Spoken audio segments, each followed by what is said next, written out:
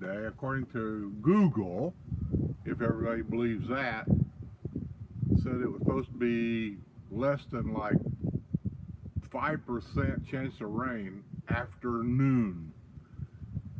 And I'm looking around and I really don't see very many storm clouds other than way south of here. I don't see hardly any north, but there are a couple maybe. Thing is, it's windy today. Probably because there's rain clouds up north, there's rain clouds down south. So hopefully the wind ain't messing with the audio. Let me know if you're getting a lot of wind noise, then I'll move this iPad around to try to get away from some of it, because I really can't tell. Where I'm sitting, I'm using the house as a windbreak kind of like. So just let me know if you got a lot of wind noise. If you do, then I'll move this thing around. Hey KM, how you doing? Sue's in the house reading the newspaper. She might come out here in a little bit, I don't know.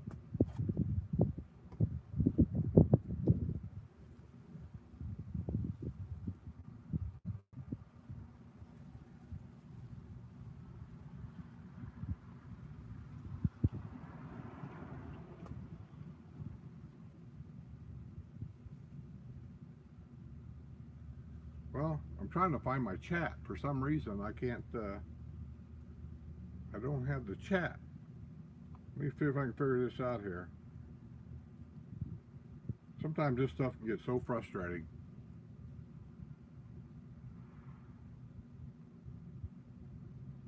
Oh, there it is. There it is. I got it. I got it. You got to have faith in me.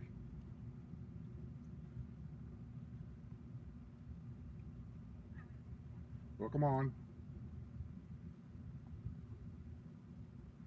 Well, it says I have chat, but I don't see anything.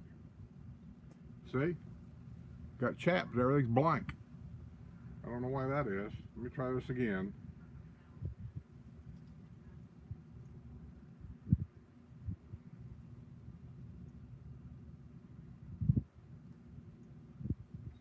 There we go. Now I got chat. Okay, John Hogan says, hi Skip, hope you and Sure. Well, we're fine. You know, how can you complain? I mean, I live in almost paradise, really. That how can you complain? I mean, my health is good. Sue's health is as good as it's going to be, and she feels good.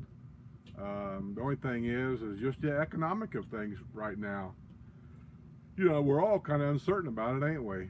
The price of homes, the price of insurance, house insurance, and what's happening with that. If you saw the last W&L show, you heard me talk to an insurance guy, and he talked about it.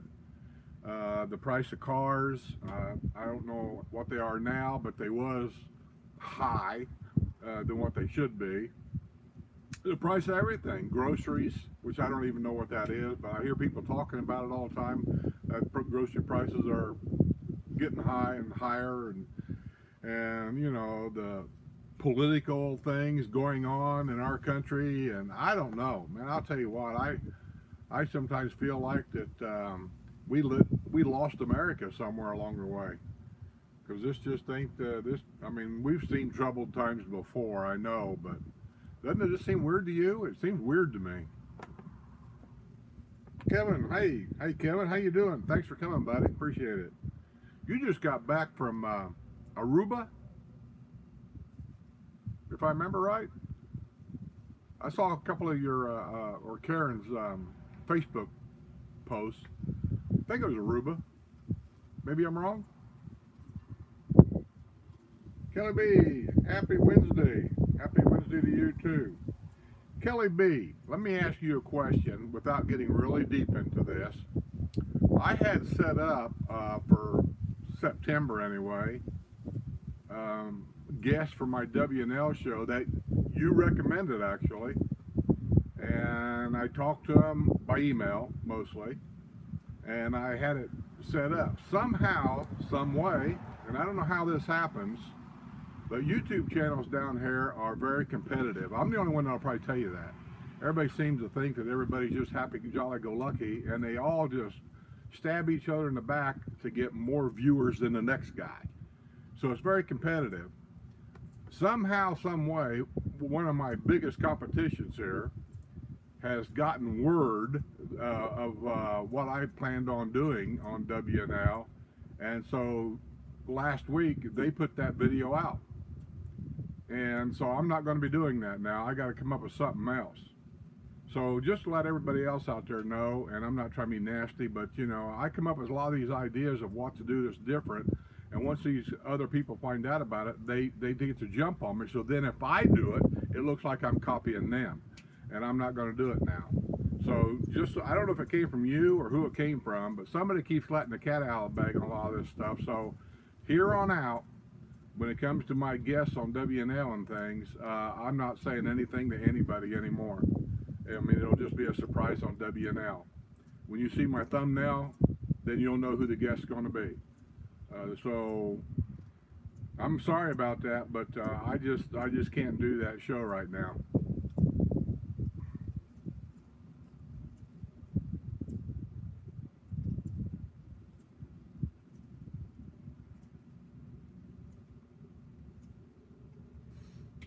Dorothy says, yes, great place to live. It is. But like everything else, probably in Indiana too, everything is sky high right now. I mean, you've been down here a couple of times. You know what this place is. It's a gorgeous place to live. But it's gotten pricey because of the COVID thing. I don't get the relevance between COVID and the price of things. Some things I understand. Yes, some things I do understand. But nationwide, the price of homes like doubled. I guess I don't understand that. And what else was it that went way up because of the COVID? If it comes to trucking and fuel prices, that's why the food prices are up, is because the fuel price, that's why food prices are up, is because of fuel prices, not because of COVID. But fuel prices is up because of who knows why. Everybody points the finger. I don't believe a damn one of them.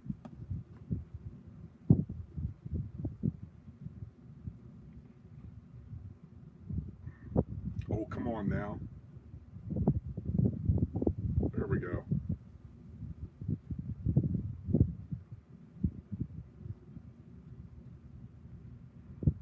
Yeah. Well, I'll tell you what, Dorothy, she says, can I get America back so we don't have to struggle? You know, it's really, in my mind, it's just commonsensical stuff. But you have to get everybody on board, don't you? And that's the struggle. I'm not a people person, as you well know. So as far as me getting a team of people together for one major goal, I have a hard enough time to get people to help us donate money to the Children's Wish Foundation. By the way, we're doing okay on the T-shirt and the coffee cup mug sales. I get daily reports on those every day, and you guys are hanging in there, man. I think it said on the coffee cups, I won't swear to this, August the 26th is the last day for that campaign, and it'll shut down unless I reintroduce it. And I may reintroduce it again later, but I think the T-shirt sales stops August 26th also. So go on there, go pick out what's on there, pick out your collar, get it ordered, and then I think you should expect shipment like the first week of September, something like that. And I'll be getting mine too. I ordered my stuff, so I get mine the same time you do. It'd be nice if I could have got like a sample T-shirt from the company, so I could kind of see what the material is and all that. But we did an experiment here a while back, and the people that ordered those T-shirts, and I told them, I said, this is an experiment. Before I use this company, I want to know what the material is, how they shipped it, are you satisfied with the shipping, and all this and that. And they all sent me positive remarks, and everything was fine. So we'll see how that goes. And so just so everybody understands how this works as far as going to the Children's Wish Fund Foundation, if you buy, let's say, a $25 T-shirt, $25 does not go to Wish Foundation. Only the profit from that $25 goes to the Wish Foundation, and that's what I get a record of.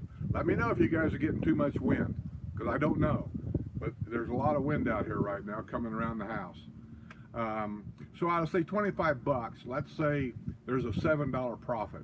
That's what I will get, $7. I don't get the t-shirt money at all. I just get the profit of that t-shirt money. And so that's how that works. Coffee cups are the same thing. If it's a $25 cup, I might get $5. Now, I noticed on the store, which I did not know this, that there's a thing down there that says tip. What that is you're giving the tip to me. That's not a tip for, I want you to understand, it's not a tip for Children's Wish Fund exactly. That's a tip if you want to give me a tip. But let me just tell you up front, any tips that you put on there, I'm giving 100% of it to the Children's Wish Fund. Every bit of it, I'm adding it to the fund. So don't worry about it.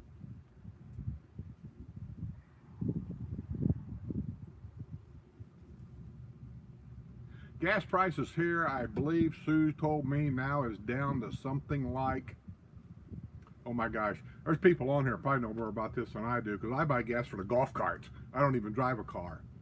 This brand new car we got, I think I've drove it 10 miles. That's it. I don't even drive a car. I think she said $3.59 the last time I talked to her about gas. I could be wrong. Maybe it's $3.49 now. I don't know. But it's $3.50-ish. Anybody down here that's on here, if you know what the price of gas is around here, post it on the comments so other people will know. Because there's people coming down for lifestyle visits and are driving down and they just like to know.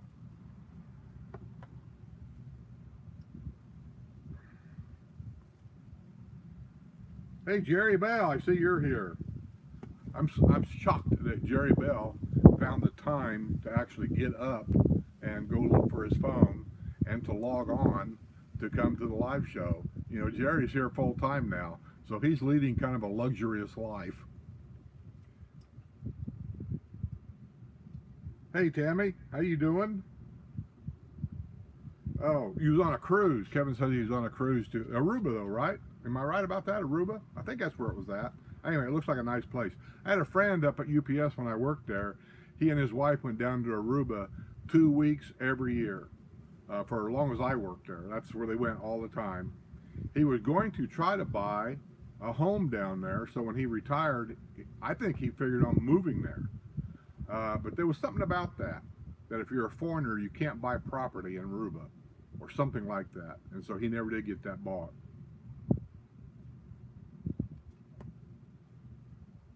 Chef Hobie, hello, man. Yeah, me getting America back into shape. I would be out of office faster than Trump, because I just don't fall for all this so-called political correctness stuff, And the idea of doing business with a communist country, that'd be number one on my board. Why are we doing business with a country that's a communism type country? We hate communism, right? We can't stand it. But yet, as Americans, we're sending them billions of dollars a year so they can fund their own army to take over the world. It just doesn't make sense to me to do that. I just don't get it.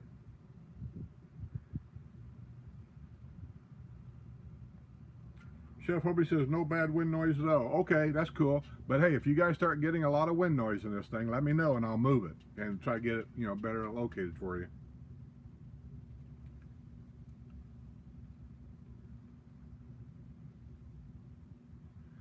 Jerry says, yeah, if you think food prices are high now, wait till they cut off the water at the farms in California. Well, Jerry, I don't know how bad they're talking about doing it. I know it's got a lot of that drought going on out there. But they've always done that in California. When I went out there, I can't remember what year it was. I was out there, I went out to, I believe it was a lemon farm. And, they flood the fields. We're growing stuff in the desert where it's not even supposed to be growing. And it seems to me that they told me then that they were allowed to flood the fields between certain hours. And then after that, they couldn't do anymore. And I don't know how exactly all that worked, but they've always kind of had to restrict their waters in a lot of ways for one reason or another. And a lot of what LA gets, anyway, that area there, comes from snow melt. And if they don't get a lot of snow in the higher elevations during the winter months, then they have water problems during the summer months. And I don't know what their snowfall amount has been since I quit working going out there. But I do know that there's water problems out there. I do know that the governor of California now is working on those what do you call them? Where they take ocean water and they take the salt out of the ocean water and then you can drink it. He's building another plant, I believe, around, I want to say Barstow. I could be wrong. There's several plants out there, 4 or 5 or 6 of them, and he's building another one because they feel like instead of losing the water, he wants to make water. But my mind just says, oh, it all comes back to how much. How much is your water bill going to be? I'll tell you what, California, and I know I'm going to probably piss a lot of people off, and I don't mean to, I really don't. But just from traveling the United States like I have, California has got to be the worst state in the United States for everything. The worst. But, that being said, apparently the people living in California want it that way. They like having the highest priced gas of anywhere in the United States. They like having the highest property taxes of anywhere in the United States. They like having the highest priced homes of any home anywhere in the United States because they keep voting these people in and keep doing the same thing. So that's the only thing I can say. They live there. So if that's what they want, that's fine. But they must love homeless people living around the corner. They got more homeless people in California than anywhere else in the United States. And the people apparently want that, you know, so you get what you ask for.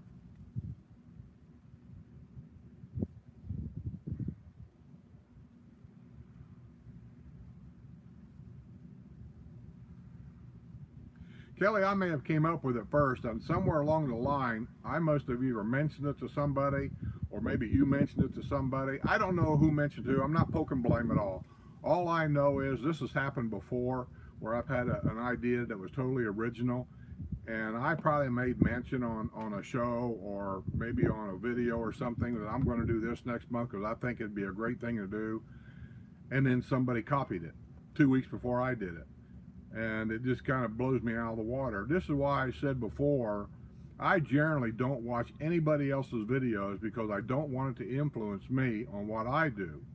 And the only reason why I know about this particular video is somebody sent me an email about it. Or I would not even have known because I don't watch other people's videos very often. I watch a couple. Don't get me wrong, I do watch a couple. But I generally don't watch most for that reason. And this is, like I said, this is like the second or third time this has happened with these same people. Same people.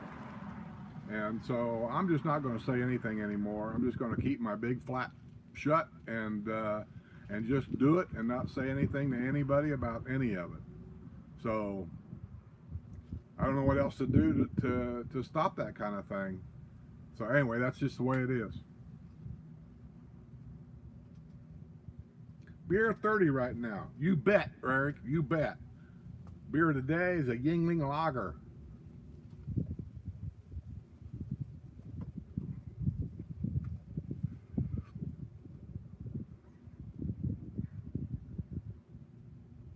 You like my shirt, D. Larry? This is mine. I picked this out. Yeah, I don't know if you can see it or not. Let me get up here a little bit. Yeah. See? Anyway, that's about as good as it's going to get. It's green, ain't it? They got another one like this. I like the material. They got another one like this, and it's red and black and yellow in it. And I'm thinking about getting that one too. I don't know if Sue likes them or not. I know a lot of people that's not from Florida pick on us old duffers for wearing these so-called Hawaiian shirts. But let me tell you something, and you can ask anybody that knows me. Ask Dorothy on here. She knows me. I've been wearing Hawaiian shirts way before I came to Florida. On the weekends in Indiana, it was nothing for us to go out to a restaurant or go shopping or whatever, and I wore them, what you guys call Hawaiian shirts. I wore them all the time. All the time. So this is nothing new for me.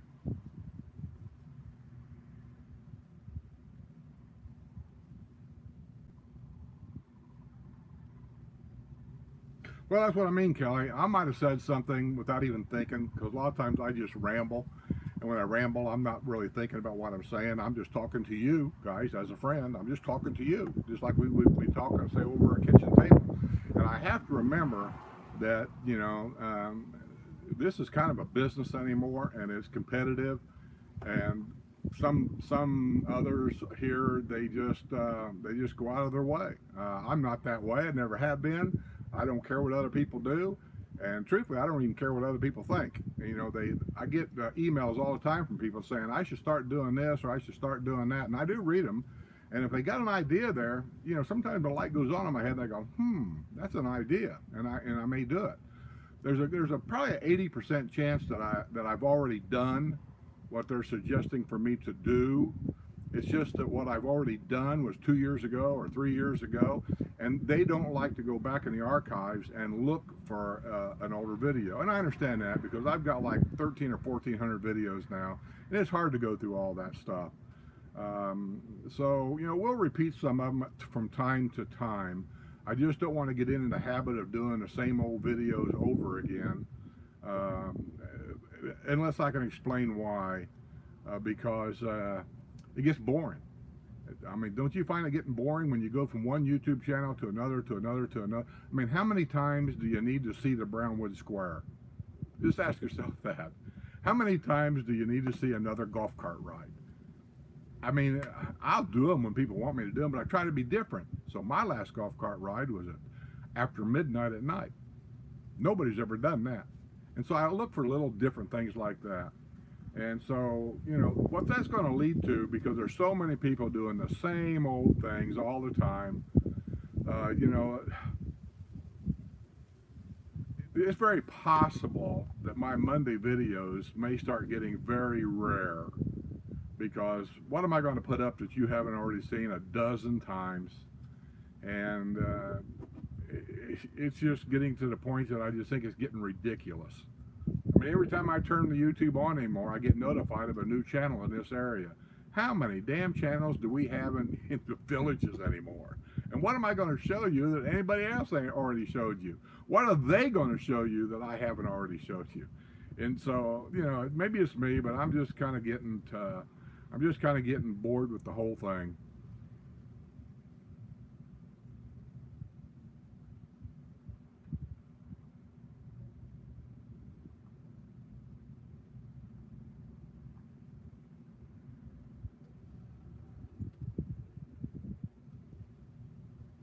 But I read somewhere, Jerry, that they were talking about inflation, that according to our president, we don't really have.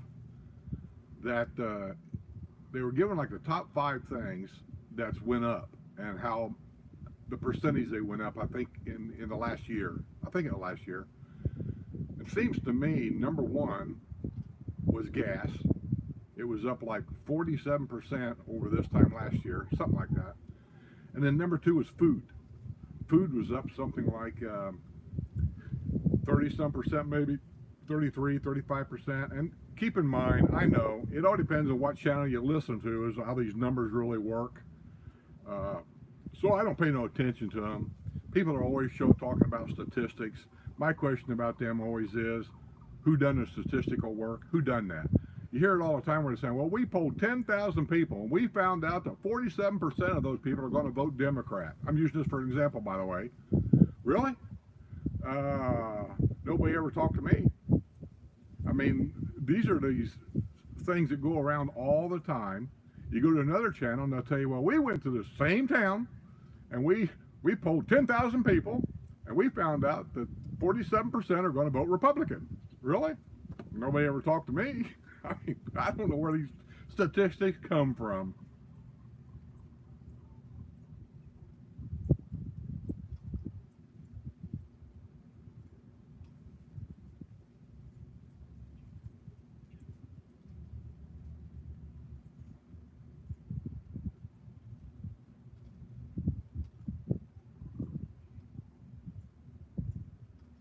Michael LaPointe says fish. I don't know what that means, Mike. Did I miss something? Fish. Huh.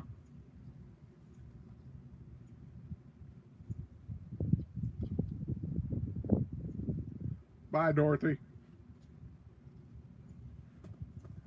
Here's my lunch right here.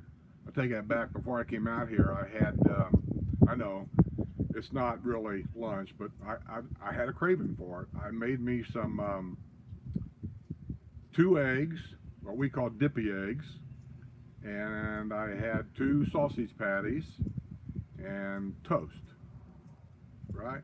Two eggs, the sausage patties, toast, and a cup of coffee. Yep, that's what I had. Then I come out here after eating eggs and everything, having a beer.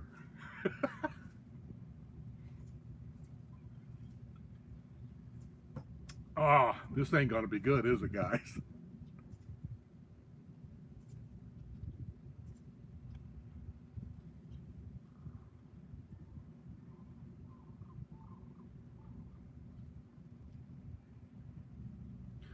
My buddy's back.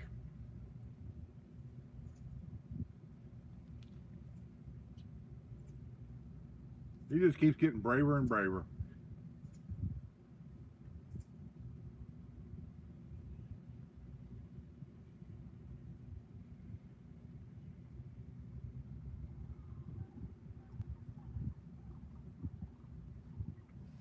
Reagan Chauvin says part of it's the increased labor costs. That might be true because I'll tell you down here, there again, I'm old school, I guess.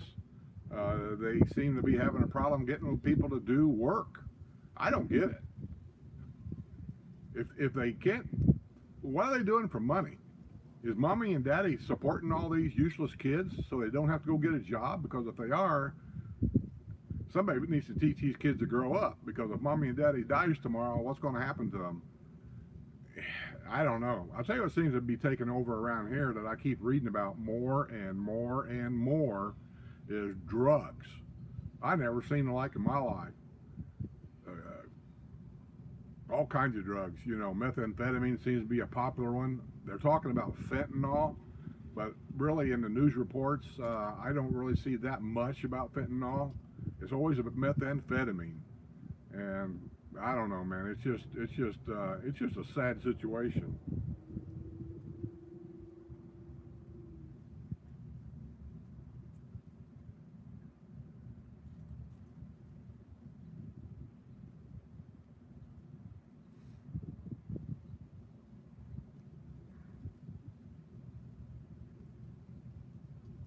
William says, "What are you drinking?" Same old, man. Yingling Lager. This is my first one for today. Could be my last one. I don't know.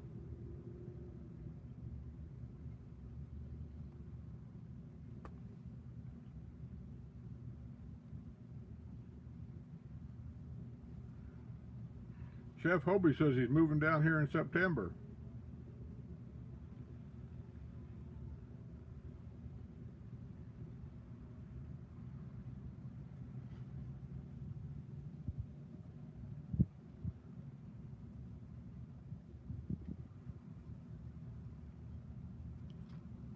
Well, John, I suppose it could be, but it's you just have to see what's going on a daily basis, and it's frustrating. And I don't like talking about it all the time because people seem to think that I'm sometimes just whining too much, and I'm not whining at all. I mean, I do what I do, and I've always done it this way. I've never changed, and I don't know. I just know things that the average viewer doesn't know, and it frustrates me.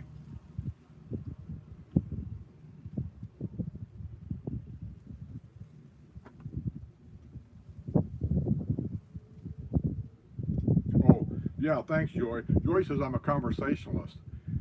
If you read into the in between the lines, that means I'm a blabbermouth because I know that I have a tendency to ramble. I have watched my own videos sometimes and listen, and I'm usually watching for different reasons than you guys do, really.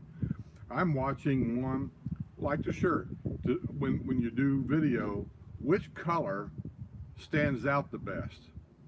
I mean, with the backgrounds and stuff. You're always playing games with that. Audio. How's the audio sound? Sound bad? You know, it's just like on here. Once in a while, I'll get somebody saying, "Oh, your audio is way too low," and that's when I ask, "Is the audio too low?" The rest of you say, "No, it's fine." Well, when I get that email or I get that comment, I generally ignore it from that point on because it must be on their end. They either don't have the TV turned up, they don't have their cell phone turned up, or they've got a bad connection on their end, and they just need to refresh. That's all, and it'll probably be okay. And so, you know, I do keep an eye on those kinds of things, but I do know that I have a tendency to ramble.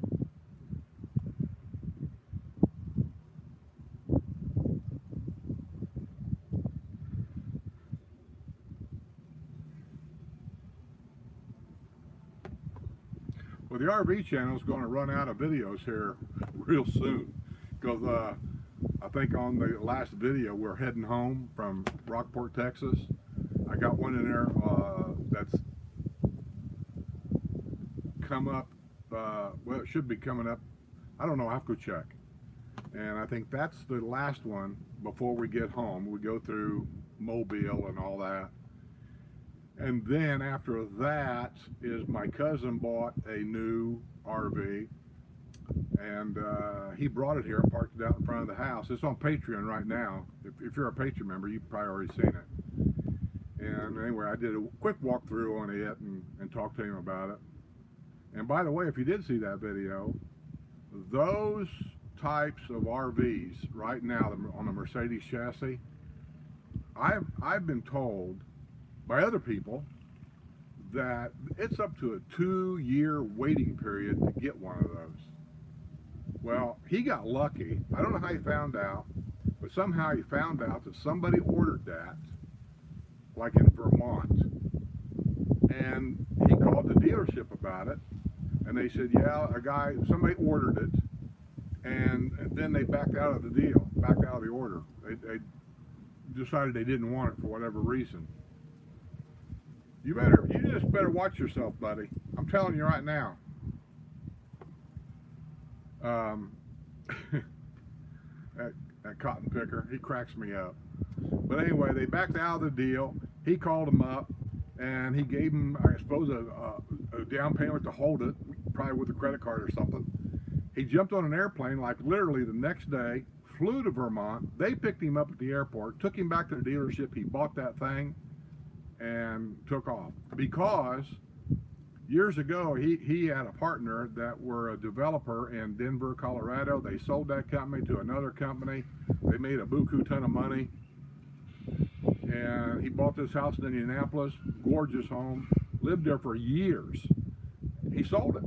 I was shocked when he told me he sold it, but I said, I can't believe you sold the house. He said, I had to. I said, what do you mean you had to? He said, because of it's top of the market. See, that's the realtor side of him. He can't get, just like I can't get out of this third shift thing in my mind, he can't get out of that realtor mind. That's top of the market. I had to sell. So I said, what are you going to do with this motorhome? He said, I'm going to live in it. I'm going to live in it and travel in it for the next few years. He said, I just love it. And he says, and I'll just get me a house some other time down the road. So, boy, these little buggers are just running all over the place. I see what's going on. The babies is hatched.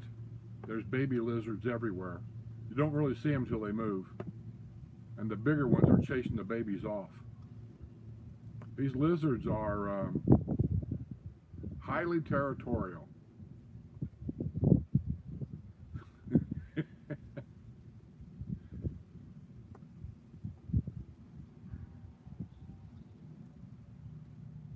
But thanks, Joy. I appreciate it.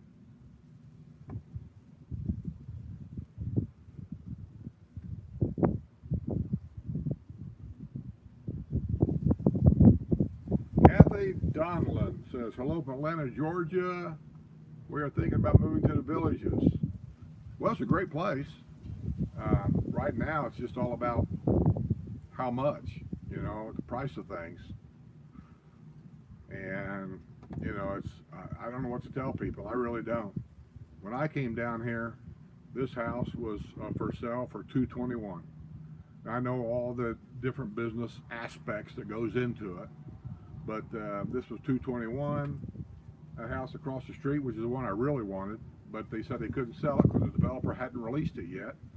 That's one of the changes they've made since they went down south. They don't do that anymore. But that house over there was for sale for, I think, around, if I can remember right, 350.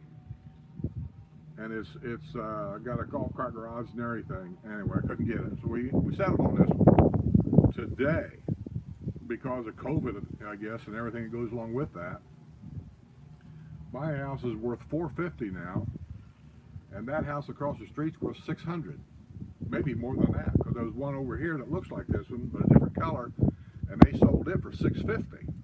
So that makes this one at least worth 600, right? 650. To me, that's just unbelievable. Unbelievable. I just can't. I just can't get over that. I mean, I've seen house prices go up and go down in my time, but I've never seen it like this. And I don't know what I would do if I was working and was thinking about moving here. Would I want to pay these prices? Unless the prices of where I'm coming from has increased as much there as they are here, because then it's kind of a break-even deal.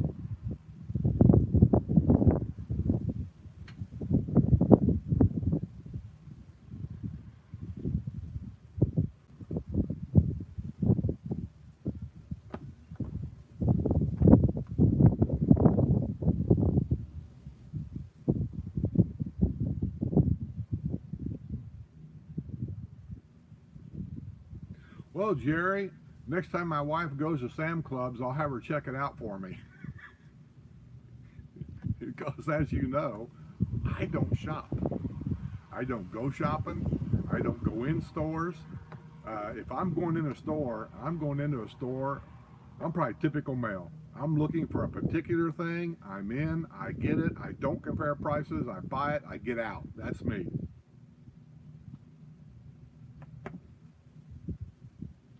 Grandpa Eric says, I remember when gas price was 38 cents a gallon. You know, in the summer in high school, I had my first car. That was my first part-time job. Really, well, it was actually a full-time job in the summer months. I was a gas attendant, I guess you call it. Remember the little changer things you wore on your belt? And they wipe your windshield, check your battery, check your oil, check the air pressure in your tire, and then the guy in the car would get $1 worth of gas. And we did all that. And I did it. So, and I remember things like gas wars, because there was a gas station on every corner. So if this guy was selling gas for 35 cents, the guy across the street would lower his price to 34 cents. I mean, yeah, that's back in my day too. That's back when everything was full service. And then Marathon had their idea, and in our area it was called Swifty. That was owned by Marathon. They decided we're going to take one pump and we're going to make it self-serve, and we're going to give the people 2 cents a gallon discount to pump it themselves. And now look at it. Other than a few states, it's all self-serve, high dollar, and we're working for the company now for free to pump the gas and pay for the gas at the pump, and we're glad to do it. Ingenious that a company can do that, and that's the main reason why I am totally against self-checkout lines at all these stores like at Walmart and Lowe's. I won't do it. I'm not going to do it. And I swear to you, if Lowe's and them goes to all self-checkout where they have no cash register at all, I guess I'll be using Amazon a lot, because I'm not going to do it.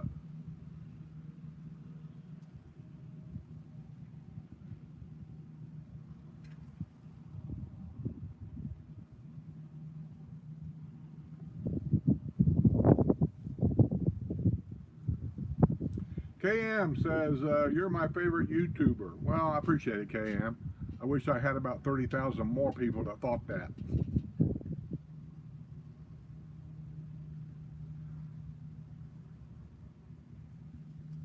Joan says, hi. Hey, Joan, how you doing? How you doing? Is that an East Coast thing? How you doing?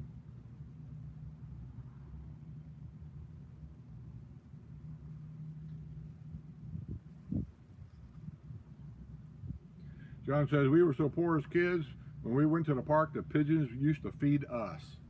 I know that feeling. You know, when I was a kid, I don't think my mom and dad had a lot. They did very well with what they had. But I don't remember ever thinking I was poor at all. I was just a kid. We played outside all the time. Actually, I think I had a pretty good childhood, and we may have been poor. Now that I look back, I guess maybe compared to a lot of people we were, but I never felt that. Always had clean clothes to go to school, new shoes to start to school, bicycles, food on the table. I always felt like we did okay, but maybe we didn't compared to other people. But I was happy as a kid. It's just like here. Obviously, if you've been to my house, I'm not the richest guy on the street. I don't have the most expensive house on the street, but you know what I do have? I have, how do I put it? I am just, my house is paid for. I could have bought a more expensive home and had a monthly payment. I didn't want that. So I just feel good about that. And like I've said before, you have to do whatever you have to do so you sleep well at night. And I just decided when we came down here, that's what I wanted. I just wanted whatever we get, I want to pay for it, and I don't want to have a bill. I just don't. But that's me. I'm not telling other people what to do at all.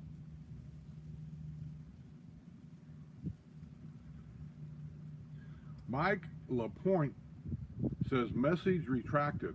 Mike, did you say something nasty to me and you took it off? Did you say something bad? He probably didn't. But every time I see that, I sometimes wonder, did they say something bad about me?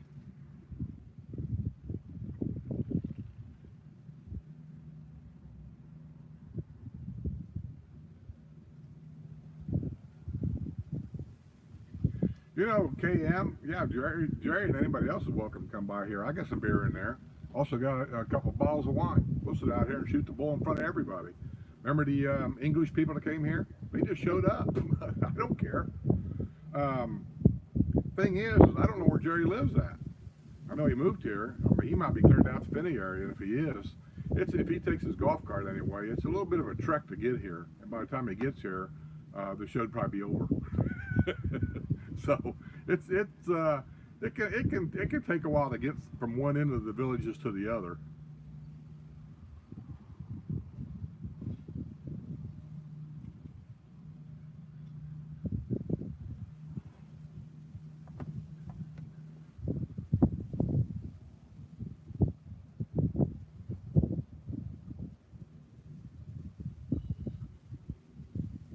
Thanks, Ruth. Appreciate it.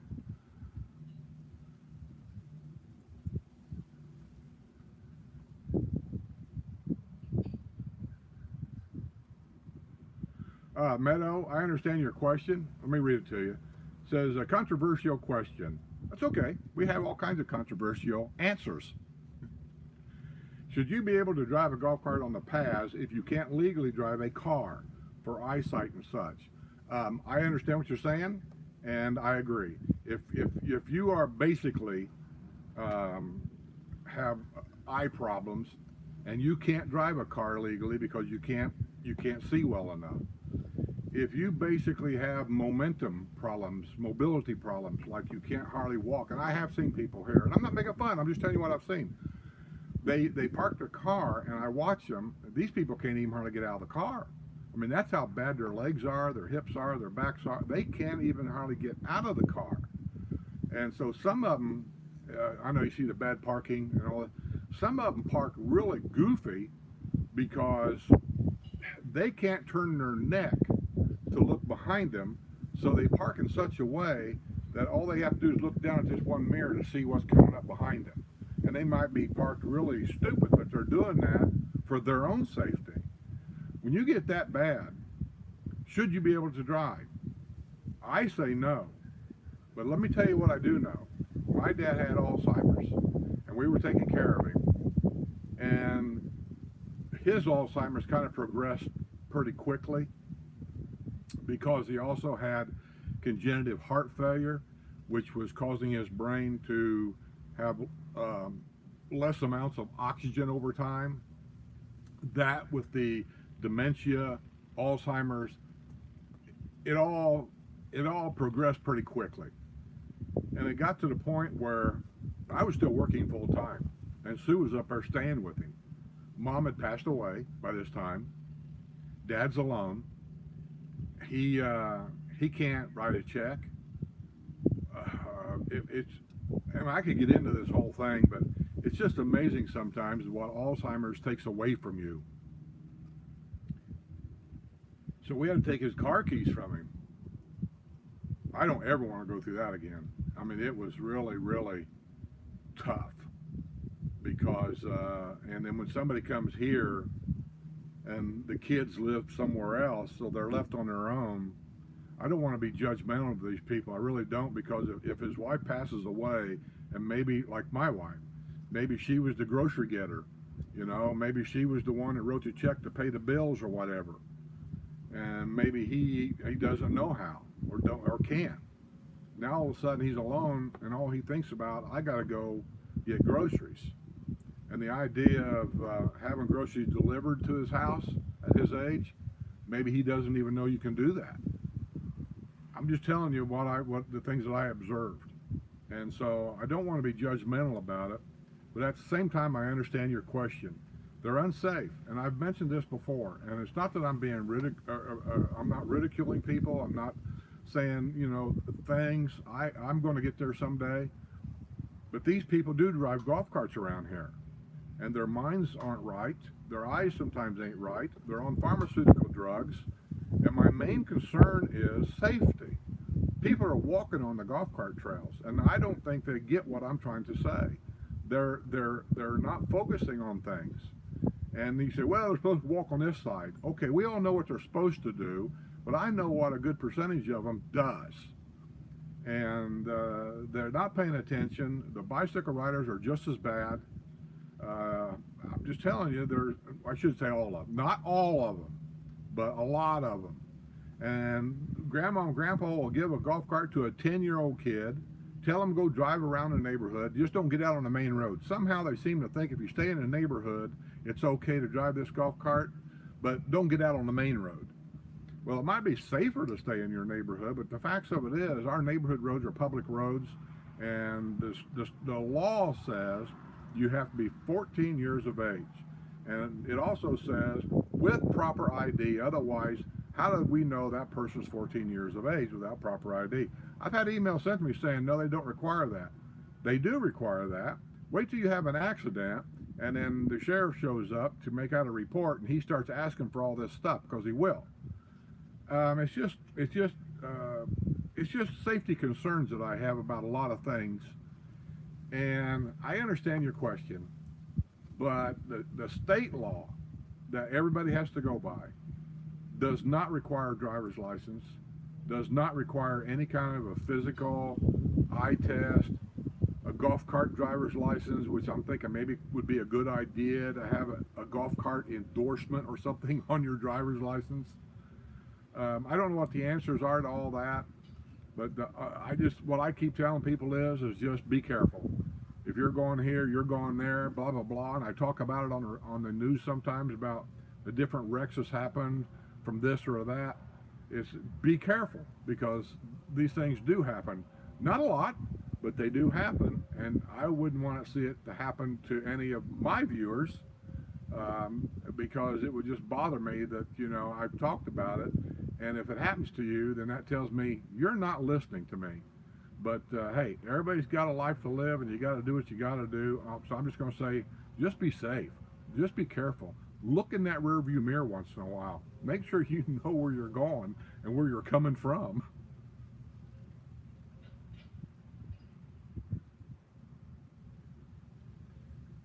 Kevin says, Karen's retired. Yeah, I saw that on Facebook. She had a little bit of a party, I think, at work, her last day. I saw that. I remember my last day at work. It was not happy, other than turning the terminal manager's desk over and telling them I wasn't going to do anything anymore. I'm going home. And we had this big argument about why they kept telling me I can't go home. And that it just escalated from that point. I'll just leave it at that so I don't ramble. Well, about a week later, somebody, it was Sue and Gene. Gene was my partner's wife. He's gone now, but he was my partner and kept going to California for 5 years, and it's his wife. They said they wanted to have a retirement party. I'm not big on having parties for me. I never have been. Birthday parties, I had one time, and I asked Sue, I said, don't ever do that again. I just don't want it. I mean, it's okay to send me a birthday card and stuff like that. I appreciate all that. I really do. Those don't bother me. It's the parties that I don't like. Because people generally ask you to do stupid shit at a party that I don't want to do. But when you go, you almost feel obligated to do it because they're having a party for you. And so I just try to stay away from it. And, you know, but I don't mind going to some things. Like if it's a wedding, somebody's having a wedding, I'll go to that because we're celebrating their wedding, and I'll do whatever I got to do at the wedding.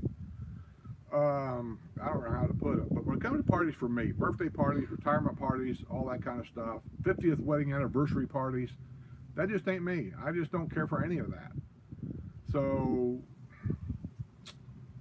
anyway, I just don't care for the parties all that much. But I do appreciate the parties.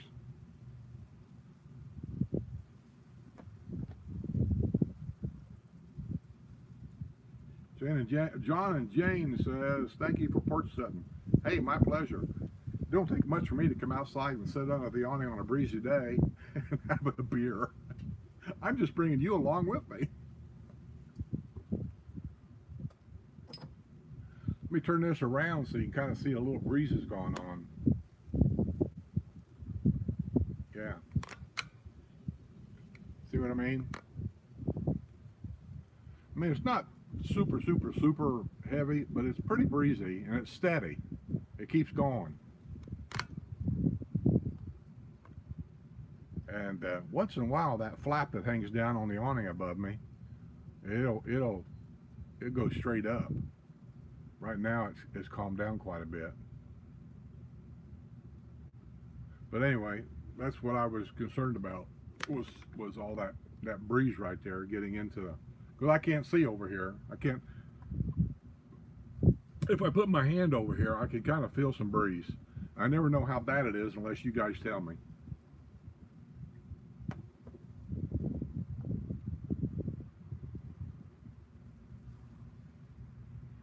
Kevin says, now she has to wait for me. Oh, no, she doesn't. Let me tell you what I know about retiring. Sue retired years before me, and I was always gone. I mean, I never missed a day's work unless I had to. I just never missed a day's work. That was my work ethic. I think in all the years I worked for UPS, they actually had me down as missing 2 days. I mean, regular days. One of them was because we had a snowstorm and I couldn't even get out of the driveway, so I missed that day. Believe it or not, that's an unexcused absence for UPS. Snow, that's your job. Get your butt in here. I couldn't get out of the driveway. And there was another one. Oh, we had a lot of rain. My street was flooded. I couldn't get out of the street. I mean, it was super flooded. I called and told them, unexcusable. So I got 2 unexcused absences right there. And then the only other time I missed work, both of them was due to an operation. And it's the same operation, and I had to have it done twice. And I was off work because of that. That they couldn't say anything about because I got doctors telling me, you know. So I think that's where I lost my love lost for UPS. They, I don't know, man. They just seem to be a little. They're not very flexible. Carol says, hi from Long Island. How they really say that, Carol? Long, isn't there a at the end of Long Island?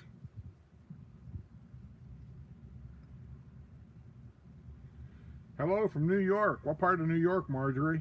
I know I probably should know. I just can't remember. New York. Are you from Buffalo area? I'm thinking, maybe. I could be wrong.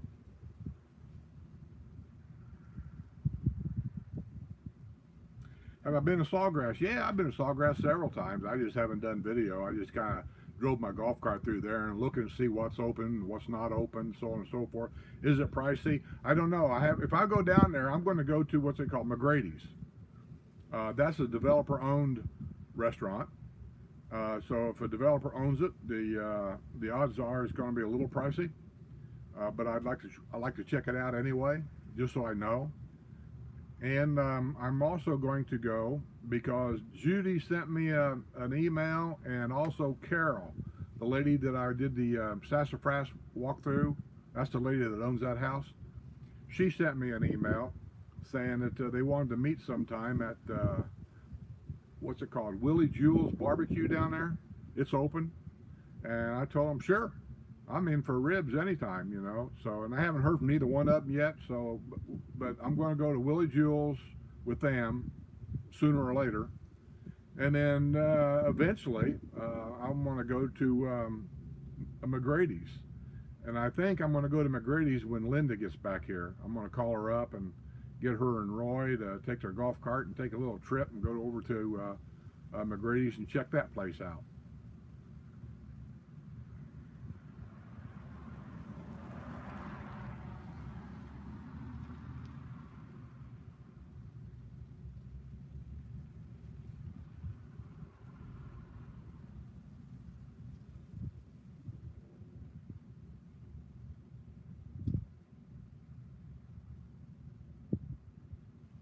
Mammoth says, you are the OG of the village's YouTube. I'm an old guy. What the hell's OG? I am the OG. I don't know. You know, when it comes to generational things, sometimes when I hear my granddaughters talking, I'm not sure what they're saying. I was watching one time, talking to her on Facebook, FaceTime. I forget what we was talking about. I don't remember what we was talking about. Maybe it was the motorhome I just bought it or something. I don't know. And she said that was dope. I didn't say anything. When she said that's dope, I wasn't sure if she misunderstood what I said. So I said, I don't do dope. I don't have drugs. What are you talking about? Oh God, I feel so stupid sometimes.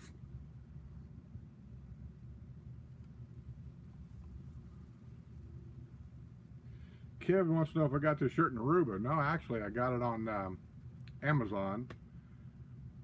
I forget what I got it saved in there. I forget what it is, but he's got all kind. I like bright stuff like this once in a while because they show up on the videos really well, and they show up on like W&L really well. And so I look for shirts that I know shows up really well, and it just makes for a better video and all that stuff. So I got this one, and as you can see, I'm getting comments on it, so it shows up really well. And the other one I got's a red one.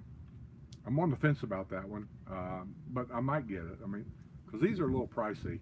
But hey, if it looks good, I mean, I'll pay the price. Kevin, does this shirt make my butt look big?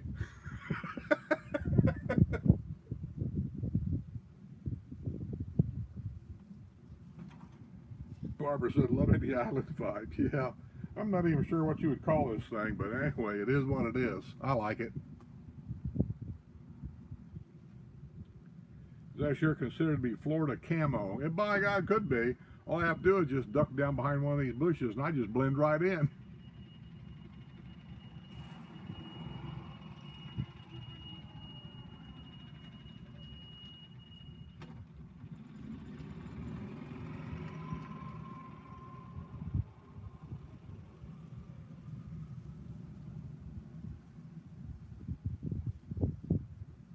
Gringo says, I went to the University of Hawaii and I've been in Aloha shirts for 40 plus years.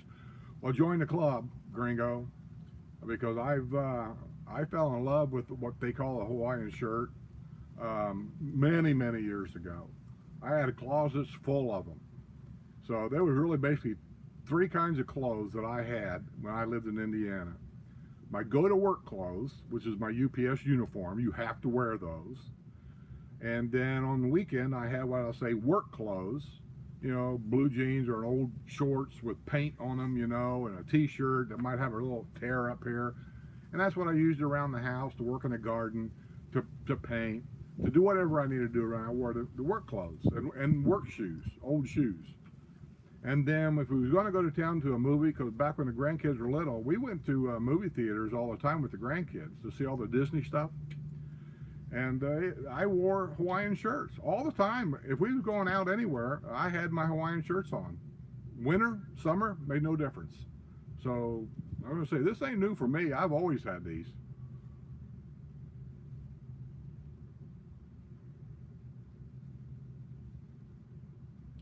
Oh, G stands for Original Gangsta.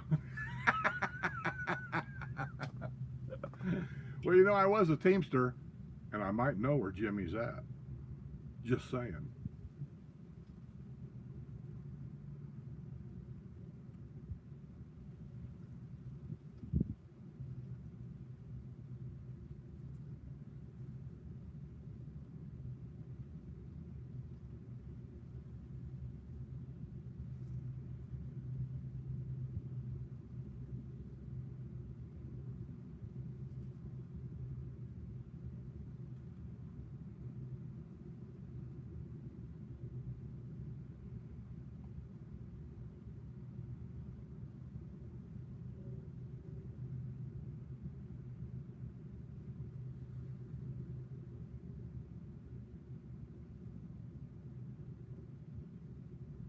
Well, I'm glad you get it, Barbara, because I don't think a lot of them do. They take offense with what I say or how I say it. Sometimes they think I'm making fun of somebody when I'm really not. I'm just letting you know how it is. That's all. Because for many, many years, I've seen this place change. Well, its logo, for example. Now they call it Florida's friendliest hometown. That's all a sales technique. Before that, it was it called the Village's hometown? That was in all that, something like that for a long time. And before that, Villages, the golf cart community. And they had signs everywhere that said all this stuff. Over the years, all them signs disappeared. They've changed things. And there's been rumors going around, and maybe I shouldn't say because it may not happen. It's going to make me look like a liar, but I'll just tell you that now there's a rumor. It's been going around for quite a while. And you know how I feel about rumors. You can't believe any of them. But instead of calling it Florida's friendliest hometown, they're talking about having it changed now to America's healthiest hometown, something like that. And so that's possible, because I've noticed as things go on, the developer is building things like his own little farm for hydroponics for tomatoes and cucumbers and stuff. The little stores that sell all that, he owns all them too. And then, of course, they got the farmers market at all the squares. Ours is on Saturday, I think. So it's very possible. And of course, we have all kinds of activities. 3,000 plus clubs. So there's all kind of activities. So I can see where maybe they could change that to America's or Florida's healthiest hometown. Something like that.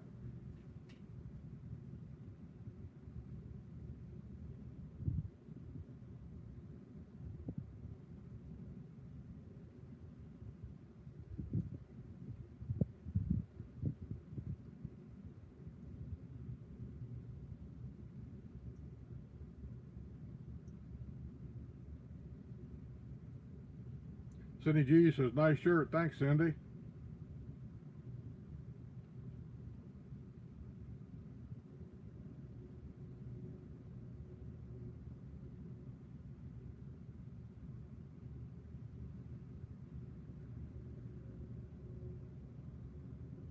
Well, yeah, at work I can actually say that. This is my uniform. They didn't see it that way.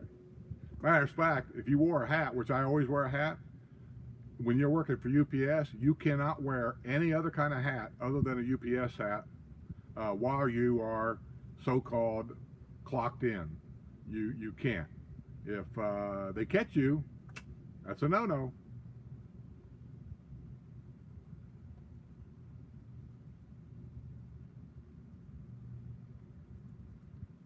KM about California. And I'm fascinated because California, especially this kind of the southern part of California, it's a gorgeous area. It really is. I mean, where else can you go and go up in the mountains and go skiing in the daytime, and then go back down to the valley and grab your picnic lunch and go to the beach and have lunch in the afternoon? I mean, there ain't very many places in this country you can do that. And it's a gorgeous area. It's just a shame that I don't know what's happening in that state. I mean, but like I said before, I'm not criticizing it because I don't live there. But apparently the people that live there, they like it that way. And because they're the ones that keep voting in the same people doing the same stupid crap all over again. So I guess they like $7 a gallon gas. They like a 2-bedroom fixer-upper home that costs $1 million, and I'm not joking about that. If that's what they like, then, you know, they got it.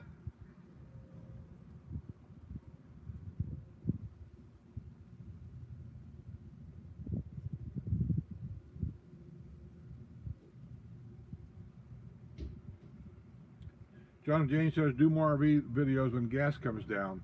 I am, and it's very possible that I might do some RV trips right here in the state of Florida and get some content that way.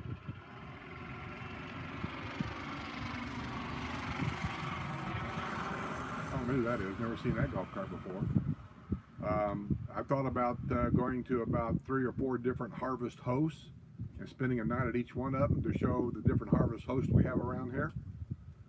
And there's also 101 campgrounds around here.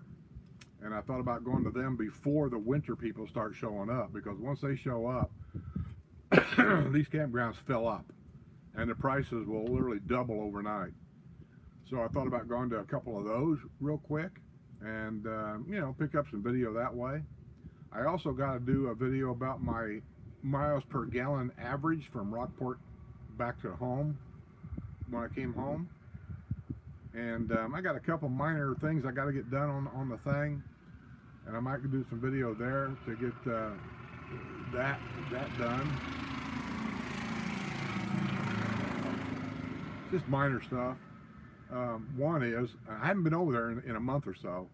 One is, I think one of my tires on my steering axle is flat.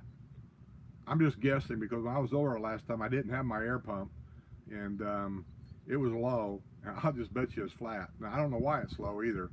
So I probably need to take that tire off and take it in and either have it replaced or see what's the matter with it.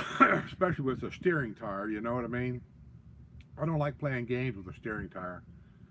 So I got to get that done. And then the other thing that I want to get checked out on it, oh, I haven't started a generator up in over a month. Probably 2 months since I started that generator. And you really, because I got ethanol gas in it, so you really got to start that generator up, I would say once a month, and I haven't been there for 2 months. So I really need to get that done too. And then other than that, I guess just give it a good once over. I mean, you know, sitting there like that, it collects dust. And you make sure that there's water in the toilets.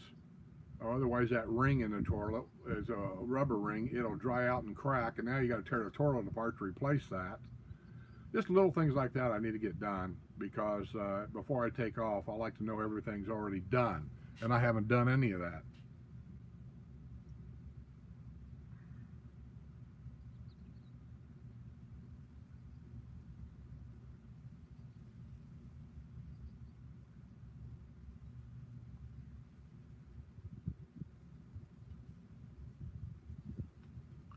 My landscape's changed, and William Meadow says, my landscape's changed since I did it last.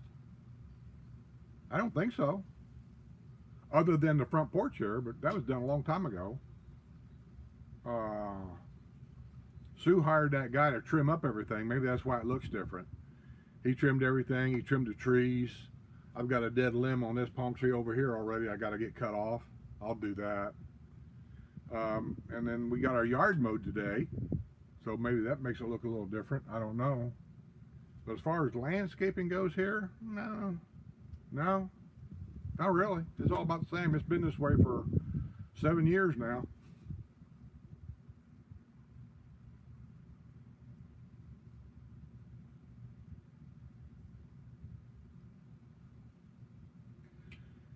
So Kelly says, keep doing what you're doing because your style is what keeps everybody coming. I don't really have a style. I mean, what you see is what you get. Anybody that's had a meet and greet with me and Sue, I am just as bad in person as I am on here. I am a rambler and I am a talker, and that's probably my downfall. the last time we had a meet and greet with some people, nice people from New York area, New York City area, Bronx maybe, Bronx, New York. Anyway, we had a meet and greet with them down at Brownwood at Gators. I don't mind going to Gators because it's a quieter place where you can talk, and that's the hard part when you have a meet and greet. There's no really quiet place to go anymore around here to eat and have conversation. Everybody's got their own band going inside and out, and it's just like a huge party town down there. And that's all fine, well, and good. But when somebody calls you up and says, "Hey, we'd like to talk to you for a little while," now all of a sudden I'm kind of like, where do we go where we can have enough quiet time to talk? So I try to go to country clubs because you can sit outside. Believe this or not, outside is a lot quieter than sitting inside. As long as you don't, in the summertime anyway, as long as you don't have a problem with heat. And Gators and Brownwood actually is next to one of them other restaurants, but Gators is probably one of the quieter places to go. They don't have a band inside, but what they do, and I don't remember what day of the week it is, on the other side of the room, there'll be somebody calling out numbers and stuff. I think they do like a bingo game in there where you can win stuff. And I didn't know that. I forgot about it anyway. Last time we was down there, I could hear them. But anyway, as we was meeting these people talking, see, I'm rambling again. I think we ended up sitting down there and talking for like 2 hours, or maybe a little over 2 hours. I'm not sure, and that's my fault. I talk too much. So I'm gonna have to try to curb that a little bit. But what you see here and talking here, if we was sitting at Gators having a beer and talking, this is the same. I don't put on airs. I don't put on an act. I don't use clickbait. It's just, this is it. And that's the way I want it to be. I want people, when I'm doing a W&L show, I've had comments saying, well, why don't you put up a green screen in the back? I've done that before. When they say that, right away it tells me they're not watching, or they know I've used a green screen before. But it's okay. It's just not the look I'm looking for. Is that the perfect look? I know it's not. And listen, Sue tells me all the time, you should clean that room up before you go live in there. Hey, I'm a guy. So I like the idea of thinking that, like here when I'm talking to you, I like the idea of the fact that on the other side of this screen, I don't see you, but I know you're there because I got you right here. And we're just kind of sitting out here, and the only thing is, on the other side of this little iPad, you're on the other side of the chair talking to me. Kind of like the UK guys were, the people from England. Remember, they were over there, and anyway, that's just kind of the attitude I'm trying to get. I'm not looking for a fancy studio with fancy lighting, and I'm just not. I mean, I want it to be right, and I like for it to be good, but I'm not looking to make a movie. You know what I mean? Does that make sense? Maybe it don't.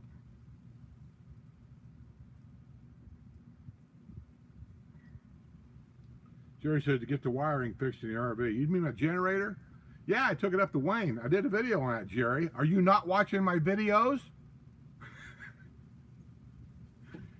Yeah, I've had all these so-called RV experts around here, and I'm not going to mention names because I don't even want to advertise for them. They come out there, they charge you $200, and they drive away, and they haven't fixed nothing. And every one of them told me the same story, and I think it's a con. Well, you're going to have to bring it into our shop because we need to take the generator out and figure out what's going on, and then we'll put it back together. Well, I had a guy, basically he's a shade tree mechanic. I love shade tree mechanics.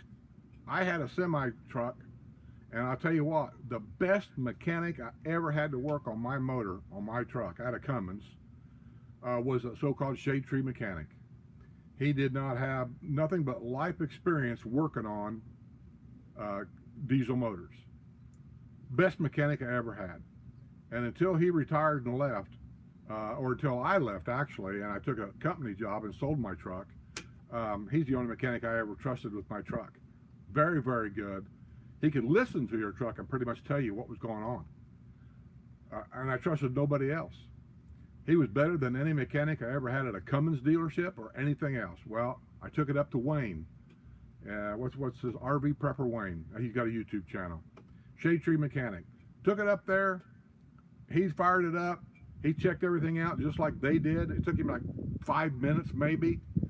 And he said, well, the generator's putting out, but you're just not getting it inside. He goes over to another panel. He pops it up. He looks at me and he goes, did anybody ever check in this compartment here? I said, no, the generator's over here. He goes, I know it. But nobody's ever been in here. I said, no. He gets in there with a screwdriver. He opens that little panel up and there he goes, well, there it is. I said, what? He's right, and I saw it.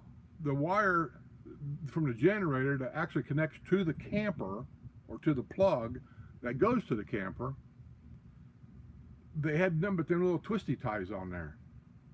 And they had fell off or broke or got hot, I don't know, but they came off. So he just cut that wire, peeled it all back, and put it back together with these other type of crimp type. They're better, and everything is working. Totally took him 15 minutes to fix my camper that nobody else could figure out. They wanted to yank the generator out.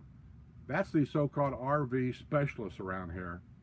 I'm convinced that in this area, at least from what I have found, there ain't very many of them around here that knows what they're talking about.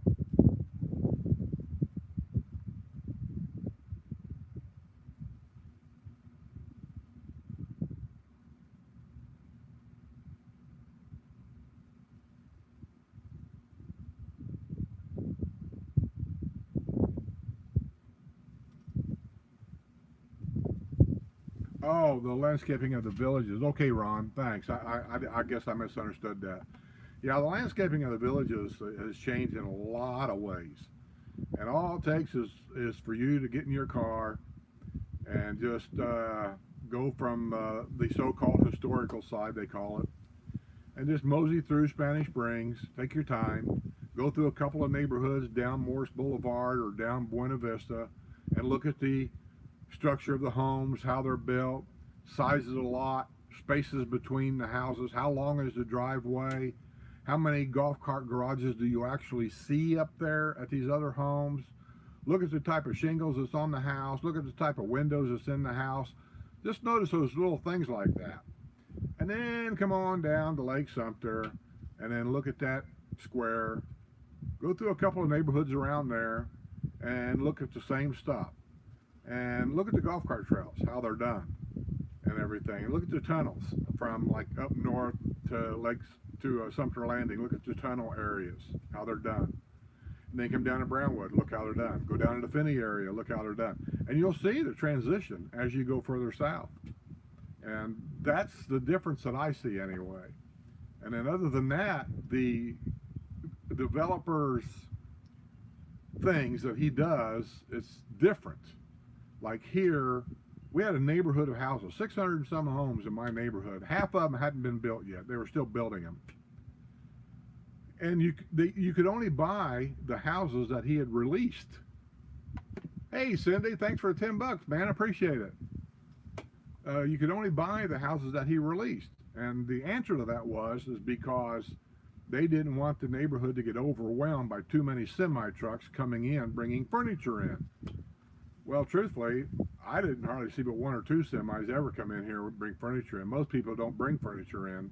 They just buy new, you know. So that was a bust.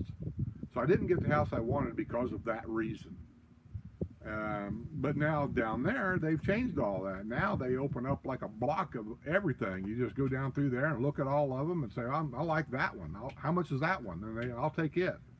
And I think they should have done that here. It would have been so much nicer for me anyway, and everybody else, truthfully, if I could have done that. Nothing against this house at all. This house has been absolutely fine with me and Sue. It has stood up with with time. We have had like no issues in this house whatsoever. I've heard a lot of people having issues in $600,000 homes. They got issues, and I've had no issues really to amount to anything. So I just would have picked a house that had a golf cart garage. I can't tell you how important that is. You get a chance, make sure you get a golf cart garage. It'll cost you an extra, well, when I bought here, a house with a golf cart garage is $10,000 more. I don't know what it is now. Down there, see, our bond here was 30. Lake Sumter area where I had a house, the bond there was 20. I don't know what it was in Spanish Springs. I'm just going to guess and say 10, 15. I don't know. But there it was 20. Here's 30. I imagine down around Finney it's 40. And the further south they go, the bond may even go up to 50. I don't know that. But that's the big issue, is that, I think, is the bond and everything.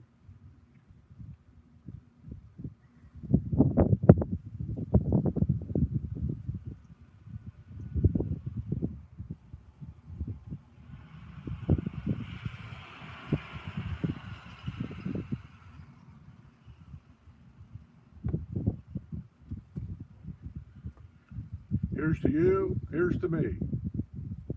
If we should ever disagree, here's to me.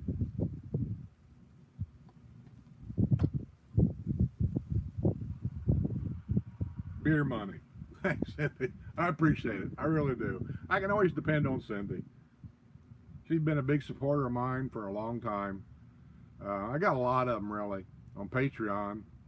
I got a lot of long-time supporters that's been on there, literally, I think since day one I even started Patreon, and they're still there. And I just can't say enough about my Patreon supporters at all. And on YouTube, a lot of those supporters seem to come and go. For whatever the reasons are, I don't know. Maybe I'm not giving them what they think they should be getting there. I don't know, but you know, it's only 99 cents a month. I mean, I'm not going to spend all my day doing special stuff. I'm sorry, you know, for 99 cents. I'm just not going to do it. But I do put more than your 99 cents worth on there.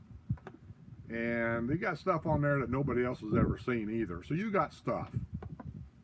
But they just kind of come and go. But I will, that being said, probably, I'm going to say at least 50% of my YouTube members has been on there literally since day one that I even started YouTube membership.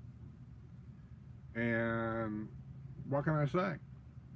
I appreciate every one of them, because I will tell you that at least in December, and I might throw November in there too, all my YouTube membership money, I'm going to donate it to the Children's Wish Fund.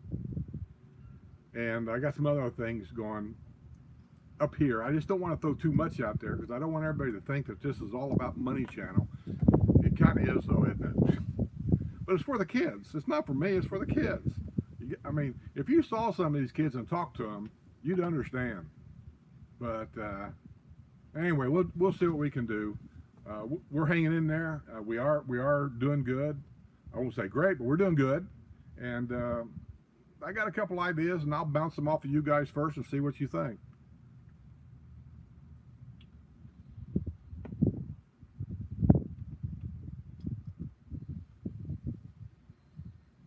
Meadow 37 says, I would really like the Florida RV trips.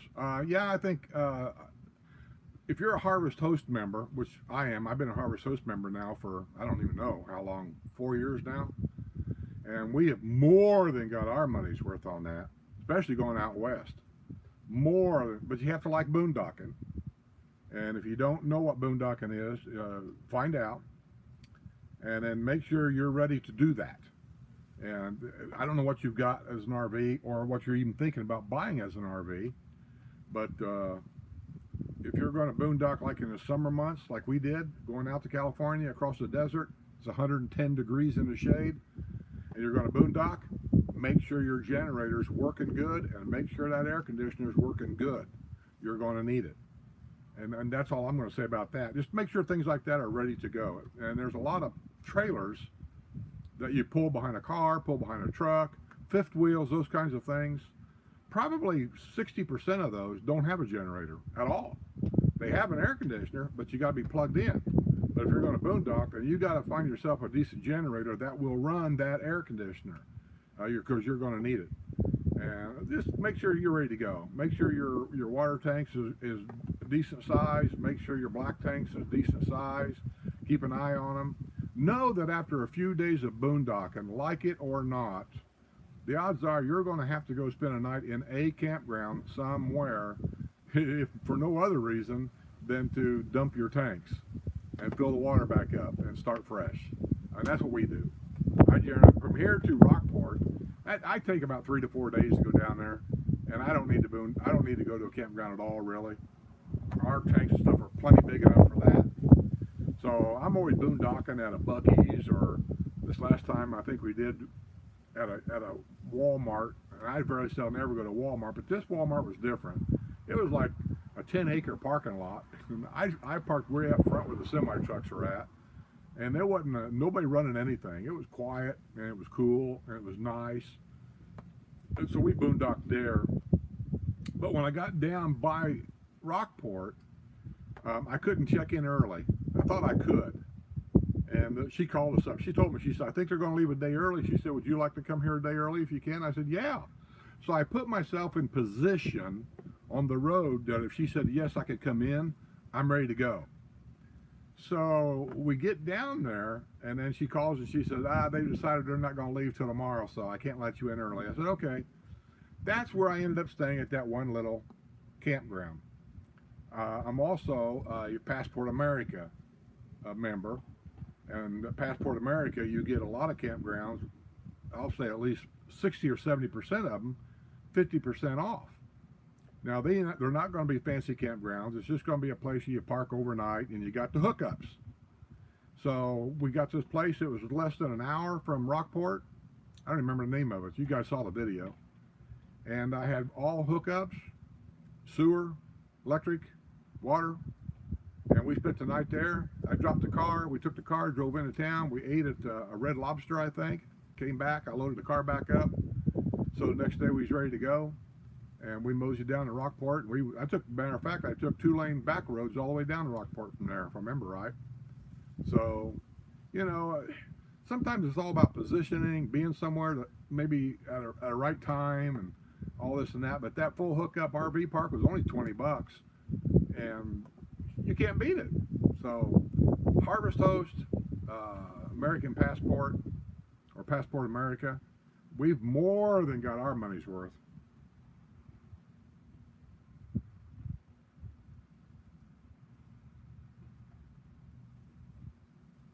Al Hall says, remember, Skip, you have your health, you have it all. That is exactly right. We do. And Sue's pretty healthy. The thing that kind of gets in the way of us traveling the way we really would like to travel, I'd like to take the RV, and you don't know how hard it is to go all the way out to the California area. And my plan was, I want to go up the coastal highway, and I don't know where I was going to go from there, but up the coastal highway somewhere, and then maybe over around through Wyoming, Montana, North Dakota, see the great grandkids and the grandkids, and mosey our way down to Indiana, see some friends. We're talking 2 or 3 month trip, and that's what I wanted to do. I can't, because we have to come back for Sue's treatments, and not that she's not healthy, but those treatments are important. We have to do it, and though we thought we might be able to do some of these on the road, we can't, and it's just frustrating. But anyway, that's just the way it is, and so we just work with it.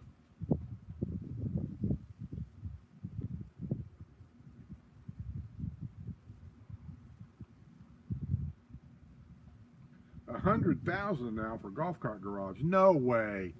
The golf cart garage ain't no $100,000. I can't believe that. I mean, this house here, I asked. Now mine's a stick built home. Okay, it's not stucco. Keep that in mind. I said, how much is this house with a golf cart garage? She said $10,000 more than what so I bought it for $221. They're saying for $231 I could have had this house with a golf cart garage. I said, that's what I want. Where's one at? They weren't any. And of the other houses that had golf cart garages around here, which is a bunch, none of them were released. And when I asked them, how much, or when are you going to release these? We don't know. It's up to the developer. Well, how much are these houses going to be when you do release them? Thinking maybe I could go rent something for a while until one of them was released. We don't know. Until the developer releases it, then he'll tell us how much he wants for it. So it's like, one man's in charge, and I didn't want to mess around. I wanted to get what I get, and was good, so I bought it. $100,000 for just a golf cart garage? That seems crazy to me.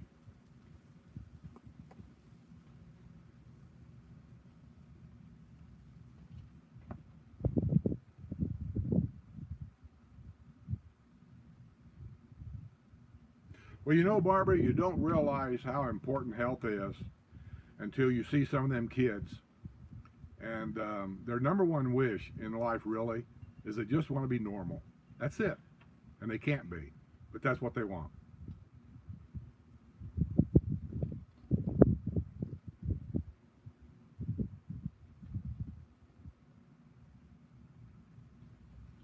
To buy a well, that's a pre-owned home now. Now there's a lot of things that goes on with those pre-owned homes that has nothing to do with the golf cart garage and a price.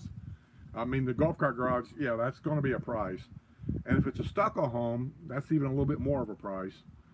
But with pre-owned homes, and they're all this way, and it's just so much different than what I'm used to in Indiana. The brand new homes were the pricey homes. Pre-owned homes is like a used car. They're cheaper. That's just the way they were.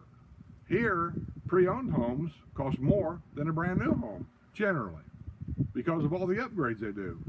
People wants to get all that back. They got tile floor put in. They got, I don't even know, they got all this stuff that they've done to their home, and they just trying to recapture all that. You know, like here, I got this front porch put in. I got this sunsetter shade put in. I got the garage floor epoxied. I got, you know, all this stuff. To me, this is what I wanted, and in Indiana, this would be a loss for me, mostly, because this is what I wanted, and it's a reason why somebody else would want to try to make a better price, because they're going to come in and go, we don't like that, we're going to have to tear that out, that's going to cost us a lot of money, and the driveway, we don't like that painting either, I don't like the colors of it, we're going to hire a guy to take all that out, that's going to cost us another $5,000.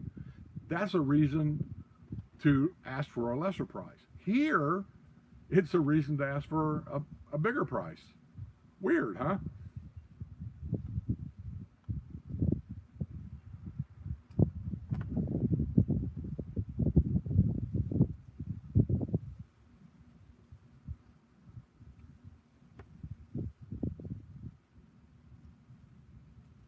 Well, your Jasmine, I know what a Jasmine is.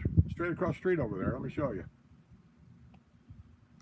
I could have bought that house too, and I didn't. Right, let me see, right there, with the solar on top. That's a Jasmine also, and it's got a golf cart garage. The reason why I didn't buy that was because it's right there at the end of our street, and I just kept thinking at nighttime, every time somebody comes down this road and stops right there at that stop sign, their headlights are going right through that front window. I don't know. Is that a big issue or something? You always shut the blinds, right? Is that an issue? I don't know. But it just bugged me. And I said, nah, I don't think I like that. So I didn't. Maybe I should have. I didn't. But anyway, that's a Jasmine. Mine's a wisteria. The only difference in the floor plan between a wisteria and a Jasmine is mine's stick built or vinyl siding. The Jasmine's is the same floor plan, but they're stucco. And that's about it. Because every Jasmine I've ever been into, it reminds me of my own house. But there's absolutely nothing wrong with them at all. Don't get me wrong. Absolutely nothing. Our house is, I think, they're a little over 1,600 square feet. 3-bedroom, 2-bath. And, you know, yours is like mine.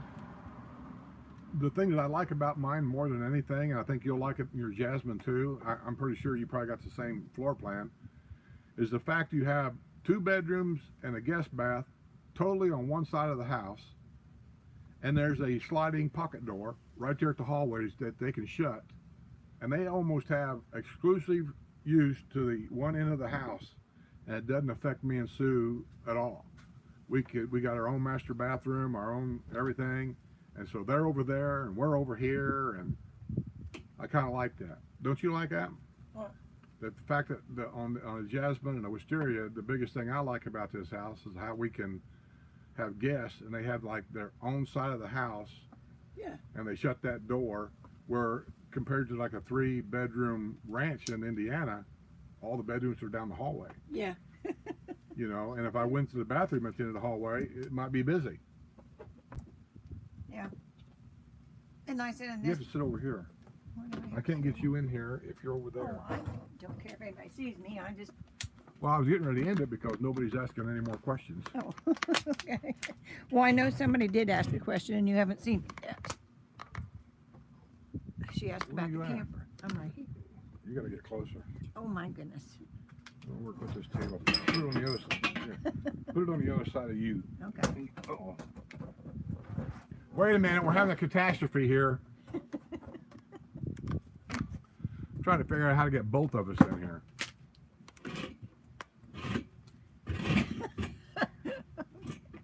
I don't think this is gonna work. It doesn't work. You have to just Yeah. put it back farther. I'll just lean over. There. How's that? Is that better? Lean this way a little bit. There. I know. Yeah. We run a professional company here. You can tell. Yeah, there was somebody asked about the if Wayne only worked on generators. What do you mean work on generators? If Wayne only worked on generators. No, he's an RV guru. I don't think he works on diesel motors. He works on everything in the RV. In other words, he can if your refrigerator, let's say if you're wanting to run your refrigerator on gas but it doesn't light up, he knows how to fix that. If your generator is running but not working inside like mine, he knows how to fix that. He basically, his number one money maker is he installs solar. He's big on that. He'll put solar on the roof. He runs it all down to all these little things you got to hook it up to, and battery chargers and all that kind of stuff. The lithium batteries, that's his big thing. That's where he makes his money. And I don't know really what it costs to put it in. I think it depends on how many solar panels you buy, how many lithium batteries you buy, what kind of lithium battery. Battleborn, I think, is the biggest seller, and they're probably the most expensive. But it's probably nothing for RVers to pay, I don't know, $5,000 and up to have, solar in their put in their RV. I'm not going to do that. Sue and I are much more comfortable in going into a nice RV resort with a sauna and a swimming pool and have full hookups, and we just sit there and drink our iced tea and decide whether we're going to go to the pool or not. That's what we like to do. That's our roughing it. Yeah. So I don't think I need solar. Yeah. It's nice though. When you've got it, it's nice. But check out his YouTube channel, and he probably will tell you everything that he does. Well, I do know this about RV Prepper because I do subscribe to his channel. The poor guy, he's had a kind of a rough life here in the last few years. A couple years ago, his 20-some-year-old son died. I don't know why, none of my business, but he did. So he didn't want to work on an RV for a while, but then when he did, he called me. I think my RV was the first one he worked on after all that. Then he took off and he went to, what's that place in California? Quartzsite. He went to Quartzsite, Arizona, and he done a bunch of solar jobs out there in the desert. And he made some money, I'm sure.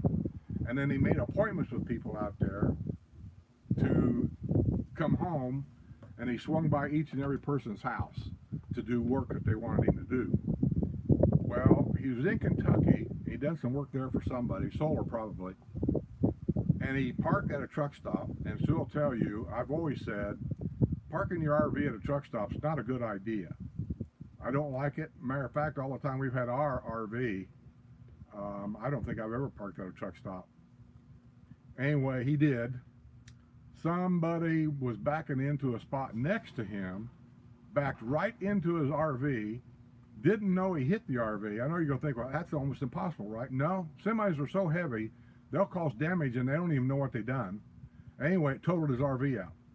So he's in Kentucky, he can't drive the RV, and the RV's totaled out, and I know he calls his insurance company, and he's talking about problems he's having with the insurance company. I can relate.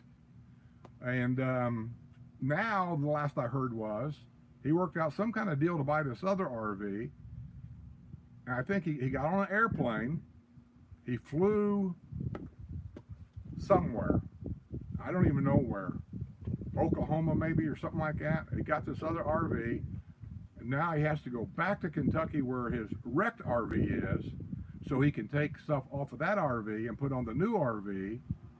And he carried all his equipment in that old one too. Yeah, he carried everything in there. Yeah. I was in it. Oh, I told him, I said, Jesus, you need a trailer. And And really, that's what he needed. He needed a garage and a trailer to tow behind this thing. But anyway, so I haven't seen any more videos. That's the last video I heard or saw. He's going out and get this new RV. Poor guy. It just seems like he tries to get ahead, and he just keeps falling further behind. Yeah.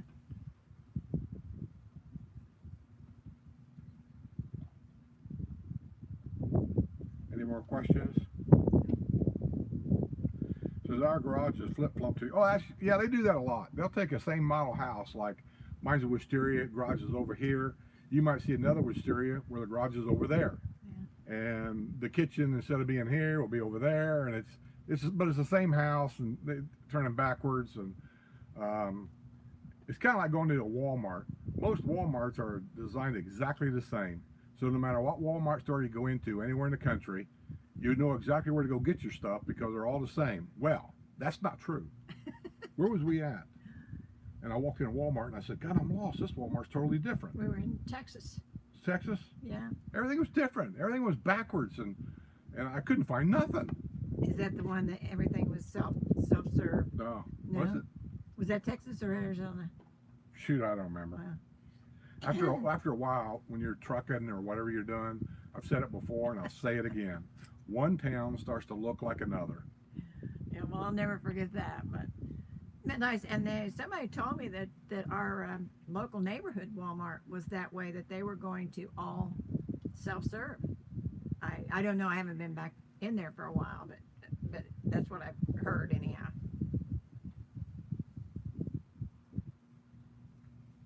Is this Pamela? Is that the one that asked the question Yes. about? Oh, yeah. Yes. He works on everything. But the problem with Wayne is because he travels when he does work. Like I say, right now he's in Kentucky. Yeah, getting him to stay in one spot. That's what he does for a living. He lives in that motorhome 99% of the time. He'll go out to the desert out there, and he does a lot of work during the winter, and he does everything out there. And then while he's there, other people ask him about stuff, and he'll set up a schedule, and depending on where everybody lives, that's his route on the way back home. I mean, wherever they live. If they live in Seattle, then he'll work his way up to Seattle, then over to the next appointment, down to the next appointment, and work his way back to Panama City, Florida, is where he actually had a home base. I don't know if he still has that home base or not. Grandpa Eric wanted to know if I drove the RV too. Well, I would, but I had a eye problem there for a while. I've had the eyes fixed, and we haven't been back in the motorhome since. So I won't drive it if we're pulling the car. Yeah, I just don't have that much vision. But otherwise, I think I'll give it a shot. But I don't see any reason why you should drive that much anyhow. I think you should drive so long and then take a break. Well, if they're watching my RV videos, I can hear some of the guys out there now. It's like, God, didn't you just stop? Gee, you should be home by now. I can hear it. I'm telling you, in the RV, I like traveling that way because we just pull in sometimes and have lunch, and I'll tell Sue, I said, you know what? I'm going to take a nap. And when I get up, it's dark. And truthfully, I like driving at night. Well, that's why I said really no real good reason for me to drive. But I might try it out, since I had the cataract surgery, and so I could see a lot better. I still have to use my cheaters when I read small print, but I can see to drive. Can you guys hear Sue okay? I mean, I had to push this back just a little bit more than what it was. Yeah, I just want to make sure. One of these days, got the big voice. One of these days, I'm going to get a microphone for this thing. Maybe. I don't know. Yeah. I just get tired of buying stuff. It just never ends. I think we should have, we could maybe have two setups like this, and one with the words on it, so they're not always looking at the top of your head when you're reading. They don't your have to phone. look at the top of my head. I can always go like this. Well, I mean, when you're reading your phone. Me too. Same thing. When you're reading your phone, if you have another monitor up here with the words on I've only it. had one person ever complain about that. Say he wanted to know if, when I do a live, because I don't think he understands what goes on here at all. He said, when you do a live, he said, could you do me a favor? He says, and cut out when you're reading your comments, because I get tired looking at the top of your head. And I'm thinking to myself, it's live, man. You can't edit something that's live. Well, and they may not But it is annoying. I mean, to me it is. I sure wouldn't want to annoy. Annoy me, Yeah, I know. I sure wouldn't want to annoy anybody. You know what we need? We need a show that's just he said, she said. Y'all know that we're the opposite on just everything. And yeah, it could make for a good live show. And we'd end up killing each other before we were done. Is this thing getting hot? I don't know. No, it's okay. I was surprised, I thought, well, it's been pretty warm this week, but I thought it was going to storm a while ago, but like I said, the storm went south of us because I got out of the pool when the thundering started, and I looked at my phone. I've got radar on my phone that shows the radar of where the storms are, and it showed it was just south of us, but I thought it was going to storm, but it didn't. Picked up some wind though, because when you first started, there's thunder. When you first started, I heard a lot of wind noise. JMJ, Jam, I don't know. Says I'm late to the party. What did I miss? You missed everything. Because you just now got here. Nothing important. Hi, Mimi. Arna Van says, I'm so glad I got the golf cart garage. Would never get a house without it. I know, that golf cart garage is so usable. I don't even care if you don't get a golf cart. Just that extra space out there.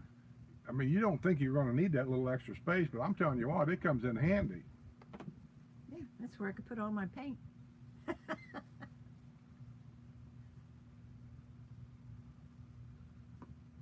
Mimi Al says hi. Joan says hi. William says hi. Hi, y'all. Russo is, he lives in Key West.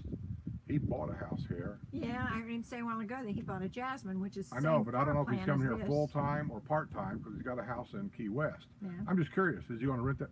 You know what I'm getting at. Yes. Are you going to rent that house out in Key West? Because I might be interested in renting it for a week or something. If he is, I don't know if he is or he ain't. Oh, okay. That's why I was asking. He never did answer me. Oh, okay. I can hear him now. I don't want you in my house.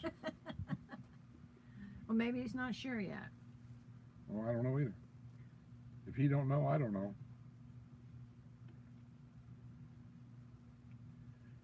Meadow says, hi Sue, what new restaurant would you like to try?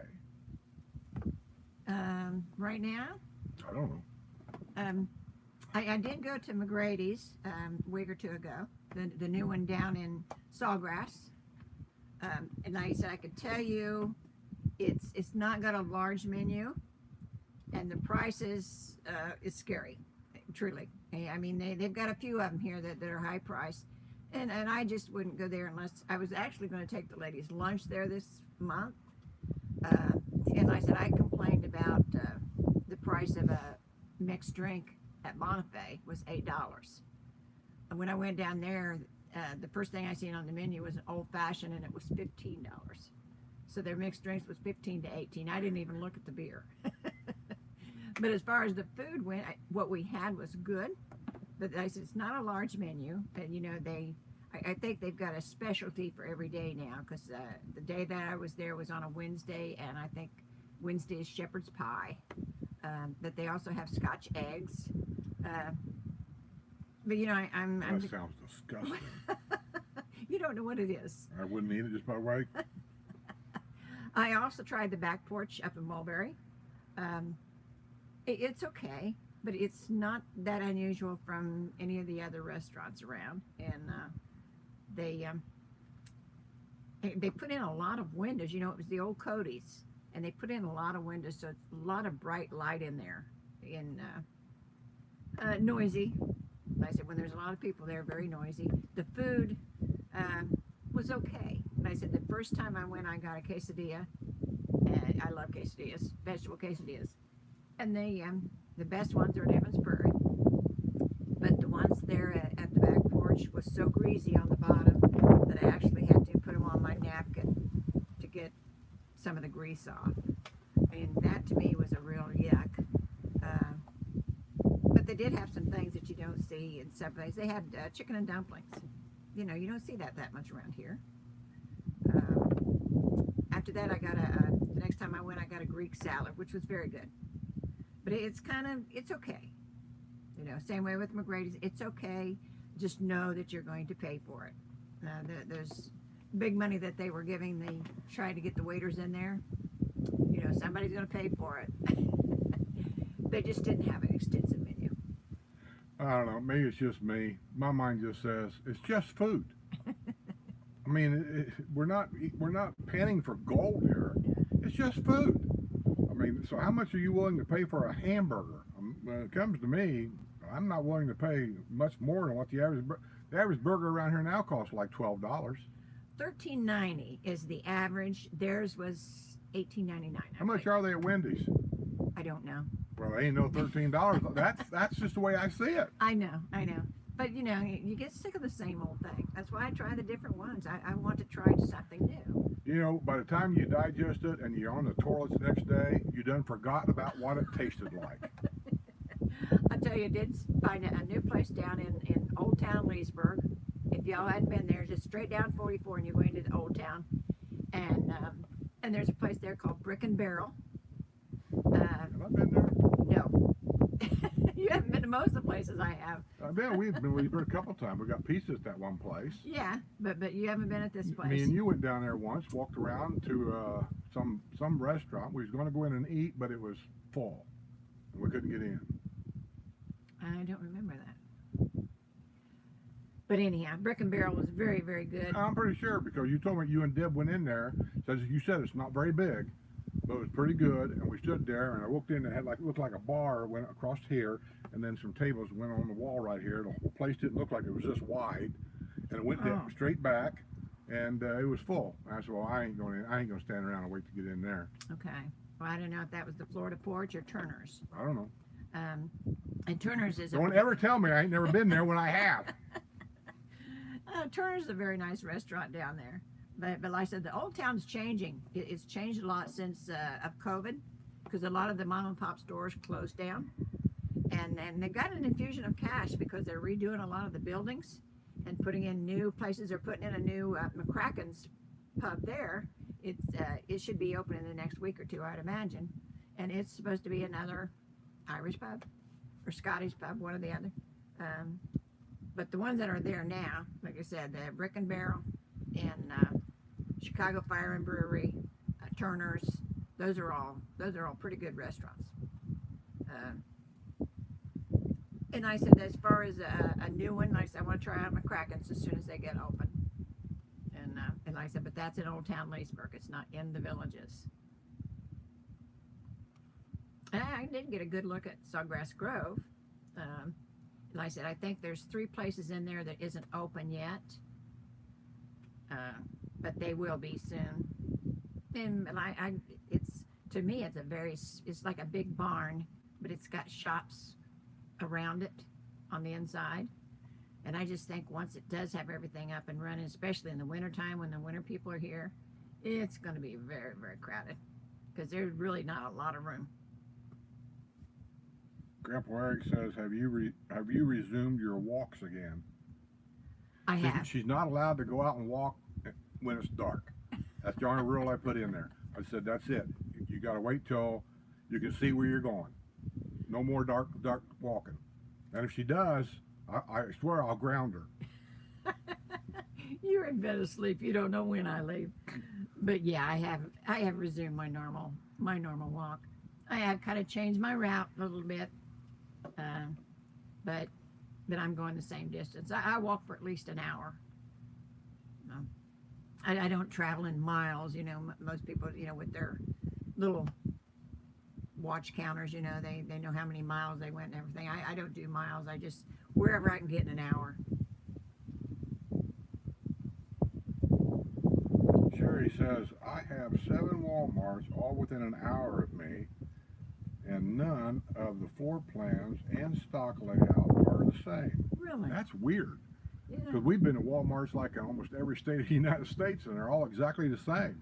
When I say with the neighborhood markets are the small ones. Well, I'm talking about the super centers, Yeah. is what I'm talking about, the grocery store and all that stuff in it. I don't know about neighborhood marketplace and all that stuff. Yeah, And also Walmart's got another one. They're old. That years ago, before the super centers, Walmart had just like a Walmart store, like a Kmart. That's it. Mhm. They're still around. And I'm not talking about them either. I'm basically talking about super centers.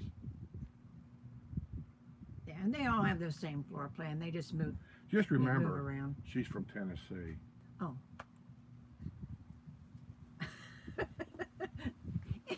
Is that like being from New York? I don't know. What is?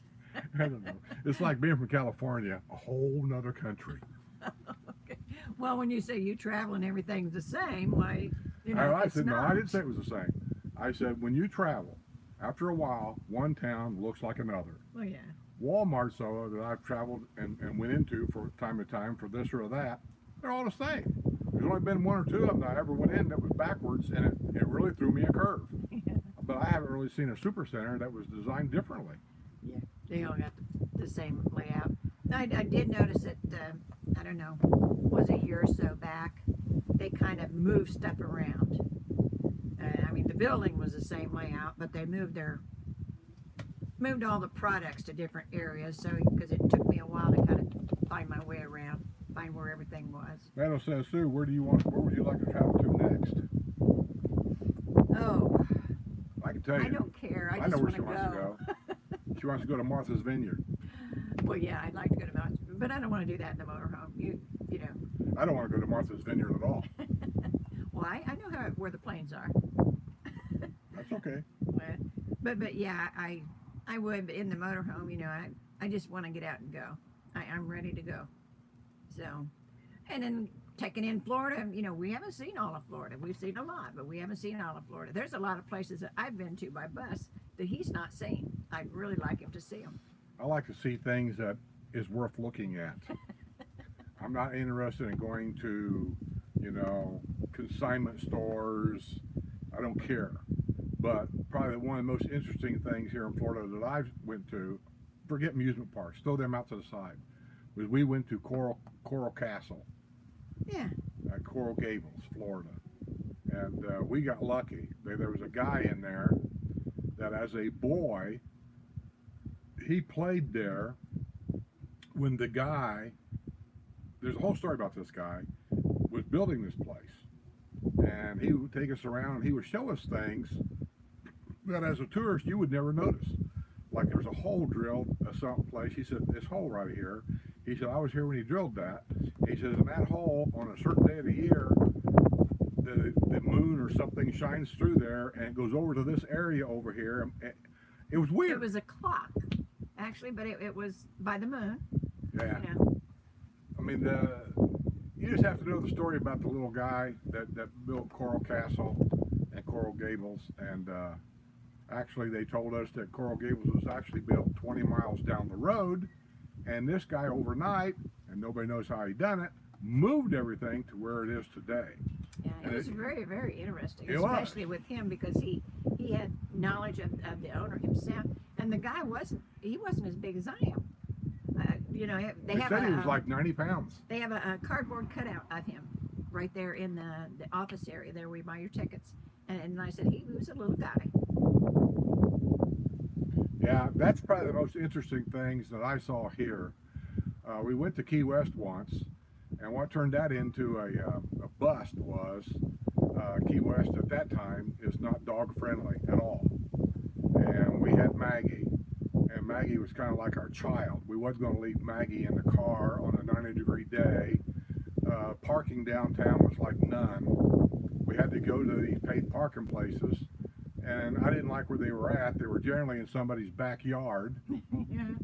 And I didn't want to leave Maggie there. And at the same time, you couldn't, at that time, at what's it called? Whiskey something. Anyway, we wanted to go to the main touristy places, I guess. Hemingway's house. Couldn't take Maggie in there.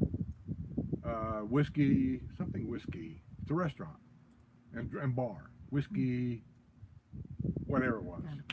Couldn't take her in there.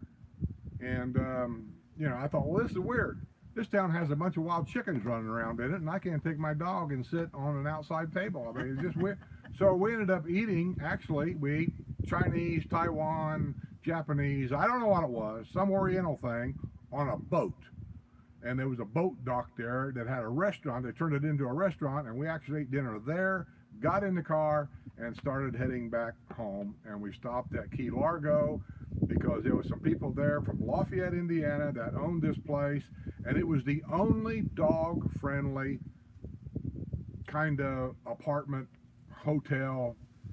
They had rooms, but they were like separate rooms like the old-time hotels were, motels. And it was the only one that would take a dog.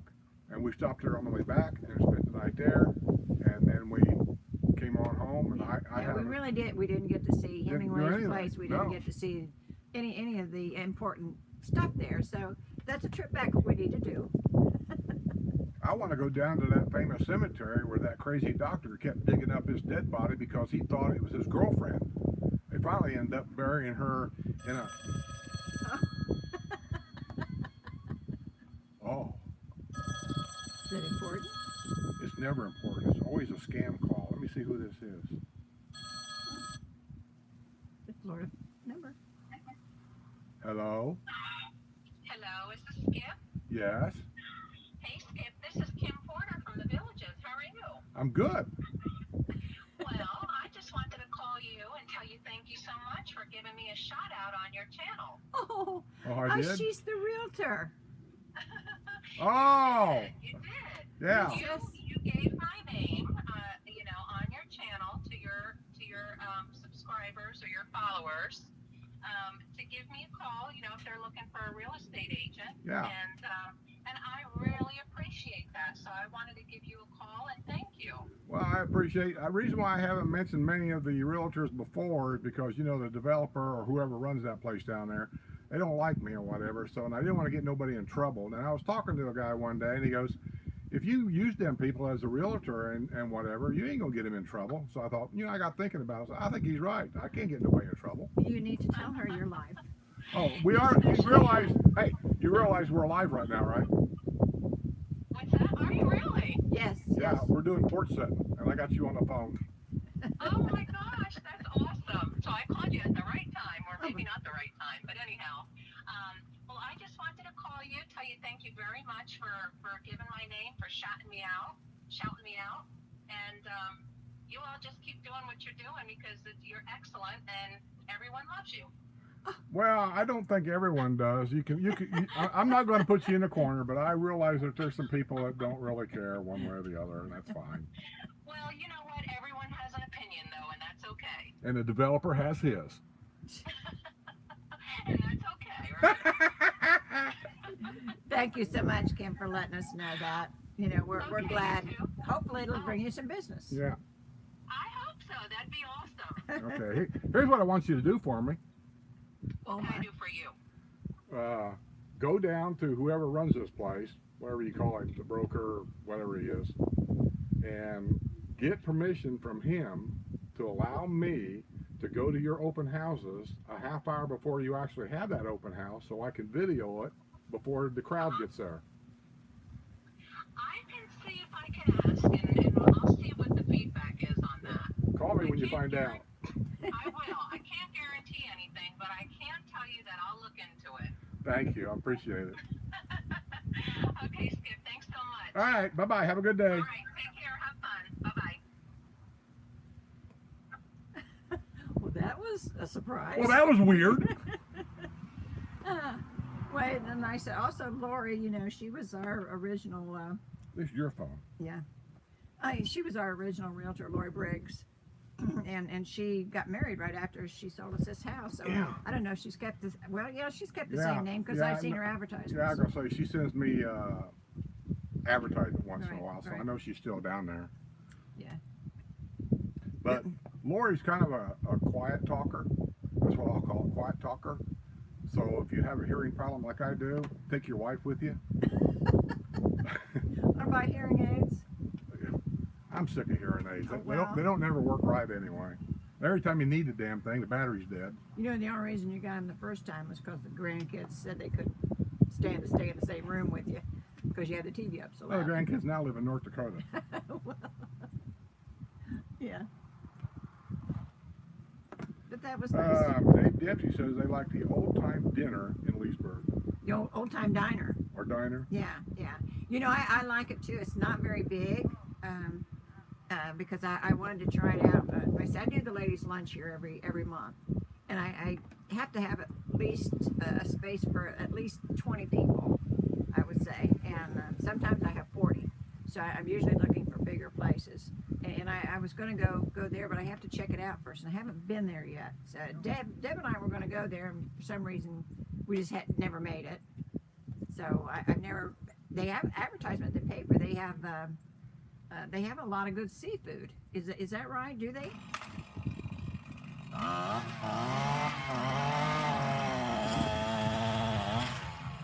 We know this Every Wednesday. Oh, Debbie said she was having a bad day, and then she decided to see what was on YouTube and found us. Debbie. Debbie who? I don't know. It just says Debbie. Oh, I recognize the Yeah. the picture thing there. Yeah. Well, yeah, Debbie, you get to. Oh, you got a low battery.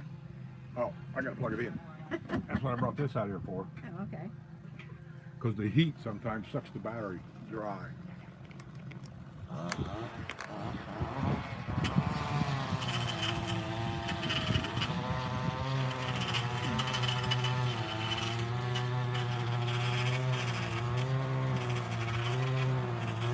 Should be okay.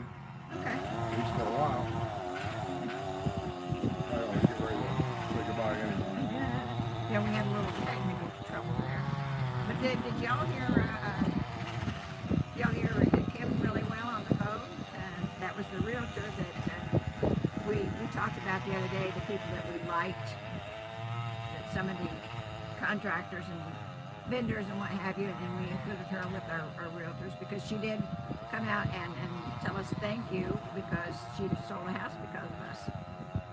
So, but that was really nice of her to call us.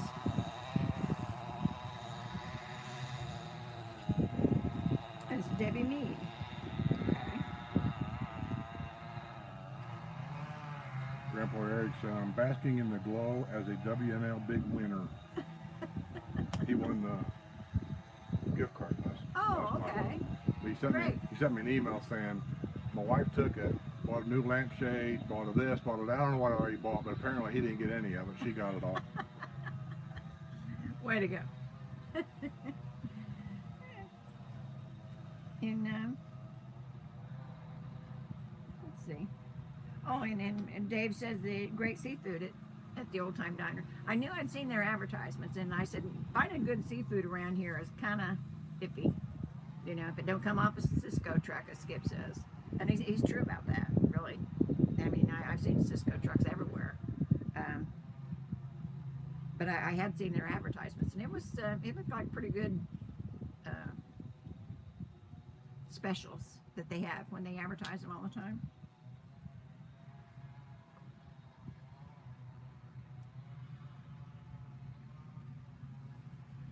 Oh. KM said developer just showed up with a chainsaw. Yeah.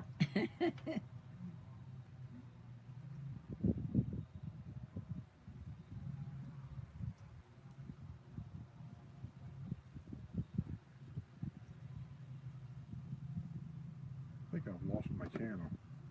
Oh, really? Yeah. I don't Okay. know where it went.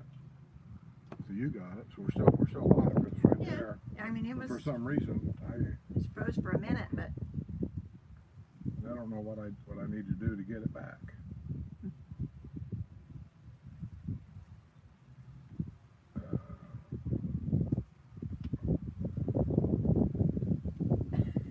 I know it looks stupid, doesn't it? But that's the only way I can tell. See, works mine. there. Oh, and I said mine wasn't live though, evidently, because there's a backlog I don't know. or a delay. That's what it was. A delay. Well, anyhow. What are some of the restaurants y'all like? Maybe there's some that I haven't tried yet. You know, my favorite is still Francesca's. Oh, somebody asked me on here about my favorite rib place. Oh yeah. My favorite rib place ain't even in the villages really. It's just outside the villages. It's on 27 and 441, which right now with all that construction going up there, it could be a little bit of an effort to get there. But we know a back way, or actually Sue does, to get there. It makes it a little easier, but you got to make a U-turn. Yeah. And I'm leery about where that U-turn is because it's right at a crossing. And people turn right on red and stuff, and for you to try to make a U-turn could be a little iffy. But anyway, it's called Oakwood Fire and Grill. Right? Yeah. Yeah. Oakwood Fire and Grill. It's on 27 and 441. They have a second restaurant in Wildwood, but they don't really smoke anything there. Everything is done up there on 27 and 441, and they just take it down to Wildwood. Unless they've started a smoker down there that I'm not aware of. But the last time I went by there, I never saw one. I'm looking for the wood being stacked outside and whatever, and I never saw any. But I've never been to that one in Wildwood. But it's the same. It's the same company. But I don't do barbecue, but they've always got enough good sides that I don't have to worry about it. But everybody we've took there, always, all of them said, it was the best. Now there is one on 42 as you're going to Mulberry. If you go 301 to 42, there's one called Artman's Country Smokehouse, and it's right. It's either at the railroad tracks or right across the railroad tracks on the right-hand side before you get to Mulberry. And I haven't tried that out yet because I'm not big on barbecue. I got to find a barbecue eater to take with me because that's kind of the only one I think around here that I haven't been to. But like I said, my favorite place is Francesca's, and it's on 441. Have you ever been to Gio's Deli in Oxford? I love Gio's. You've been to Gio's? Deli? Yeah. And that's the one that, the problem with that is there's something in their sauce that makes you sick. Oh, that's where you got it behind the building? Yeah. Yeah. Gio's got great food, tastes great, don't know what it is. There's something in their sauce. I've been there 2 or 3 times, and every time, about 20 minutes after I eat, something in there just doesn't set right with me, so I don't go in there anymore. But the food itself tastes great, so I don't know what it is. Yeah, Gio's, Giovanni's, and Roberto's, they're all excellent. Grandpa Eric says, talk about the phone call, says she's working all the angles. Yeah. Hey, you're in business, that's what you do. I'm just, it's nice that it got out to her. I don't know how.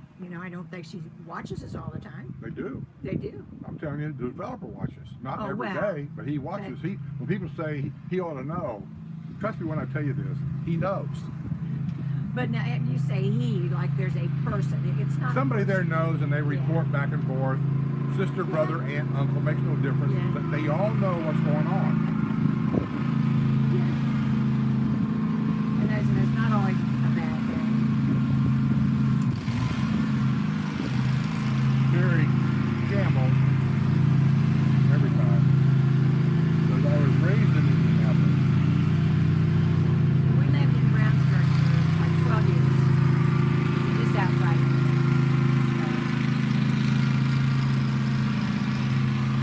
The thing that irritates me about these people over here is not doing a job.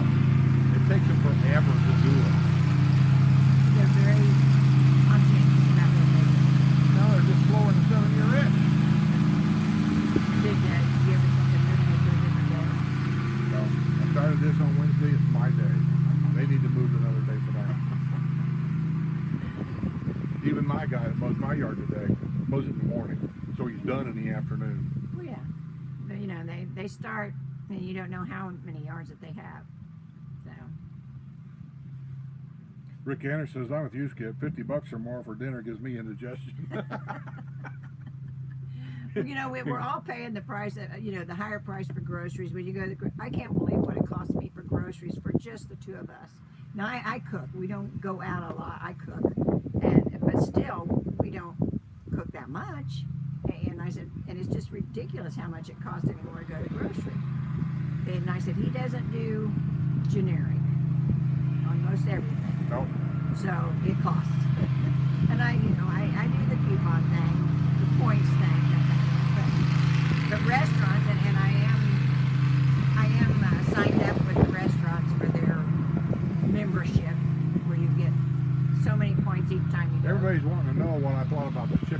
sandwich. Take it away. Well, wasn't his favorite, but you know, that's the problem with bringing to home anything when it has to be reheated. It's just like he loves Wendy's, but he tells me not to get the fries because he has to reheat them, and they're awful when they're reheated. Same thing with the Chick-fil-A, the sandwich itself. They had one and one plain one that come with only pickles. Why, I don't know. But I thought, well, that's the one I'm going to get because he didn't want this on it, he didn't want that on it. I'm just going to get it plain. And I can't say he was real thrilled with it, but, you know, I don't know of any chicken sandwich he's ever been thrilled with. So. Oh, yeah, I can. Can you? Okay. Burger King. Oh, okay. Burger King in Indiana also had breaded tenderloin sandwiches that was not on the menu, but you could ask for them. Burger King had a great chicken sandwich. They put like a, I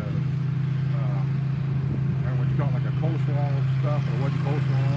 But it had like a little mayonnaise or something mixed in with it, whatever it was. It's kind of like Big Boy sauce, but it had a little bit of shredded stuff in it.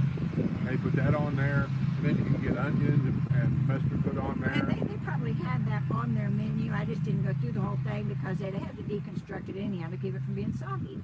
So I just got it plain. That's what you do. So I want a chicken sandwich with everything, but I don't want nothing on the sandwich. Put the ketchup, the onions, and all the pickle, put all that on the side, and just give me the sandwich. And don't put it on the bun. Put the bun separate too. I said, you give me enough orders, I just got it plain. You know what? I just changed my mind. I don't want anything. I want a glass of water. It's not easy. But yeah, it wasn't his favorite. So, you know, kind of check that one off. David says Napolini's is good, and Napolini's is good. I've been there several times. My only problem with Napolini's is there's one part of Napolini's that has booths. You know, you're going to go on the right-hand side there's this area where there's booths. It's almost like an overflow area. See, he just done this a while ago. Same area.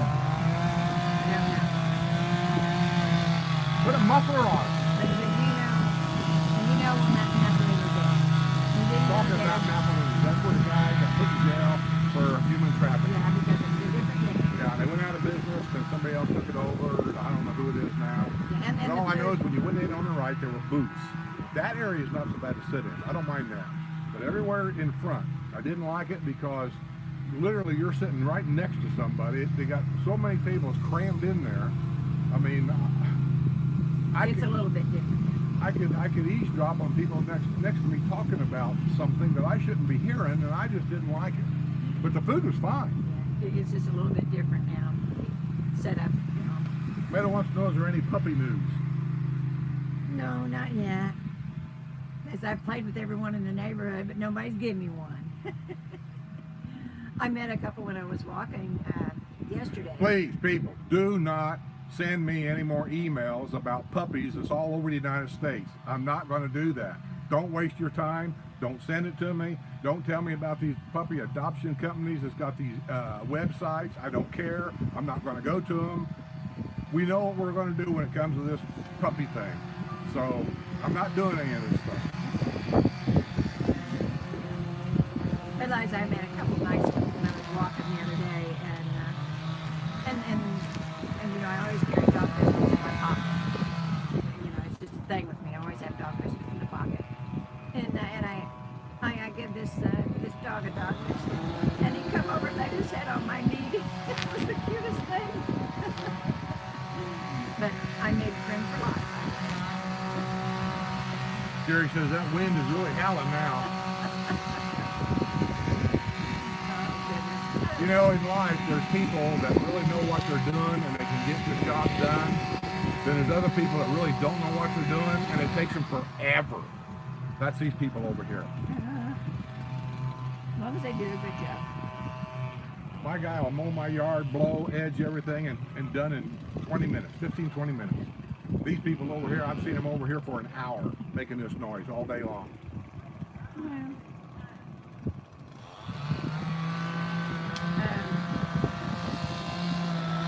Yeah, we haven't found our little dog, but it'll show up. And I said, we always find one, or it always finds us.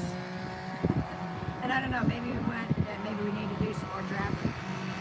You know, it seems like around here there's a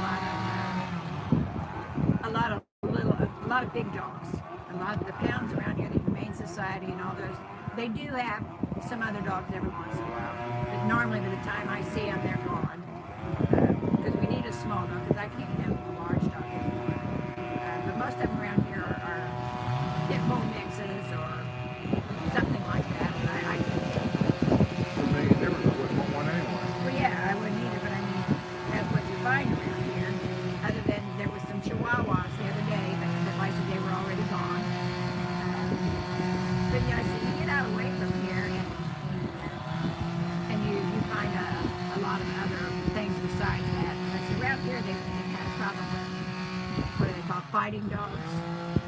When they have the fighting dogs, yeah. And there's another type too. I don't remember what it is.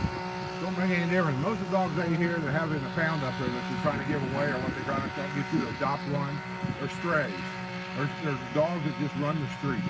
And they're dirty, they could have diseases, they may or may not like kids, they've not been trained, they're a problem.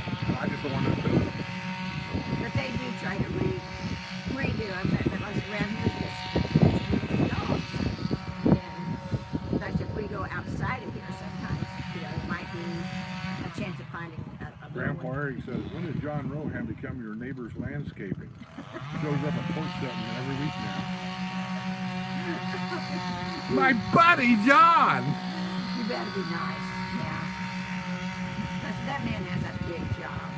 I wouldn't want that job. And it keeps getting bigger. Sounds like it's a problem, not a Maya problem. Well. And I said, you gotta give him credit for what he's already done. Because soon somebody else will take over. You'll get to the point where he'll retire. And Cindy somebody G else says, I sent you one about 3 chihuahuas in the village whose owner had passed away. Yeah, and I did go. How look old at is those. it? Because if it's a 13-year-old dog, I don't want that either. I did go look at them, and they were already gone. Oh, where the owner died? Yeah, and I've got a few of those because it's on my thing here about the ones that has lost the owner or they've been turned in or something like that. And those kind of dogs are pretty nice. They just don't have that many of them. And usually by the time you see about them, they're already gone. Everybody's looking for a little one.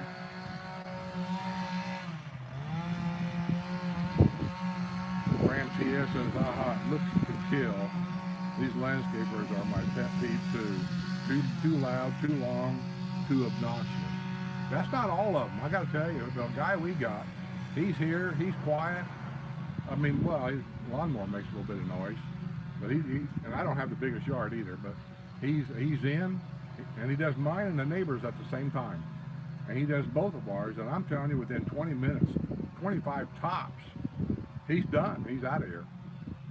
But now he doesn't do everything. I think these guys do everything, don't they? He does everything. That's what they got to do. He mows, No, he but I edges, mean- he blows. Don't they do shrubs and the whole thing? Or Who? do they? These guys. No, Oh, okay. that's just the mower he got because he didn't like the guy we had, so he got rid of him and got these guys. And these guys is just, They're doing their job. you don't need to be all day doing it. I had jobs where if it took you all day to do something, they'd say, you know, it's just not a good fit. Maybe you need to find somewhere else to go. You're a little bit too critical. Like I said, if we wasn't doing this, it wouldn't matter. Right? Huh? If we weren't doing this outside, it wouldn't matter. Well, I don't know. I mean, I notice things sitting in the house. I keep hearing like a strange noise, and I'll get to walk around the house going, where's that noise coming from? And then I find out you went to bed, and it's that damn dryer running. So the rule is now when she goes to bed, you cannot start the dishwasher, you can't start the washing machine or the dryer. Do that during the daytime. Oh my, well. And I said, I can't turn them on while you're asleep during the daytime. Why? I wouldn't hear it. You wouldn't. I just seen a village's thing go by. We got a house for sale here? Yeah, there's a couple still for sale, yeah.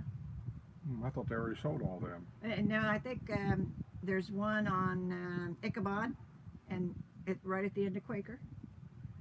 It's $1.2 million. Ooh, And then the guy with the golfer. I don't know who it is. I can't think of his name. Is he, Got the big golf statue. is he taking a golf statue with him? I think I seen it in somebody else's yard, so I think he sold it. Oh, well, sooner or later somebody's going to complain about that. And I think that's going to be another argument. Well, I don't know. Nice and neat.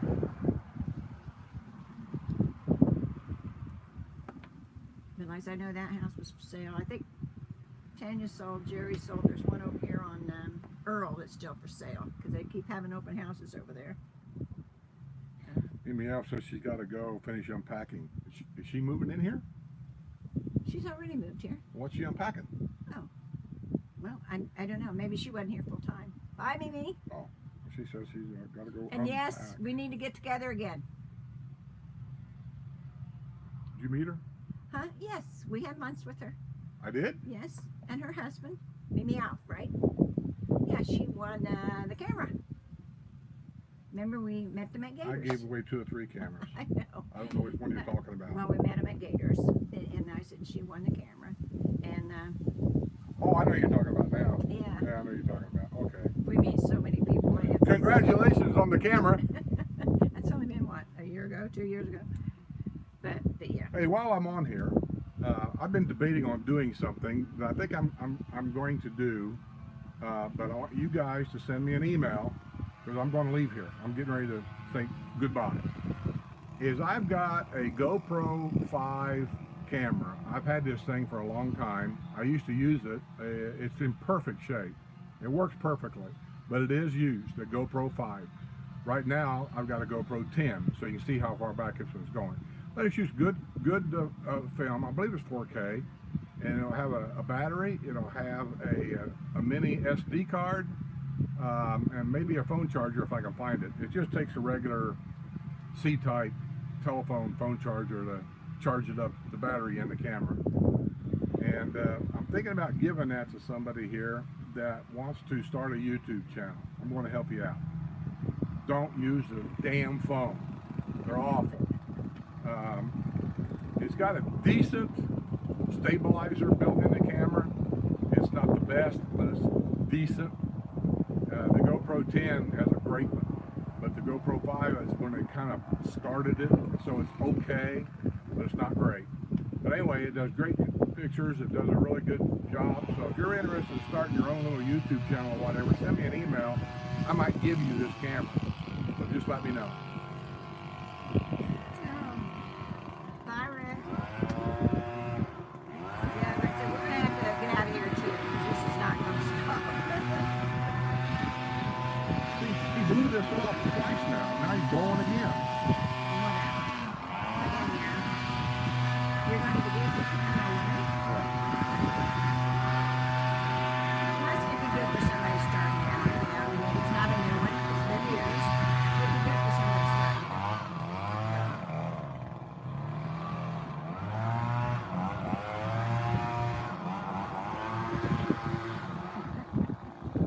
God damn.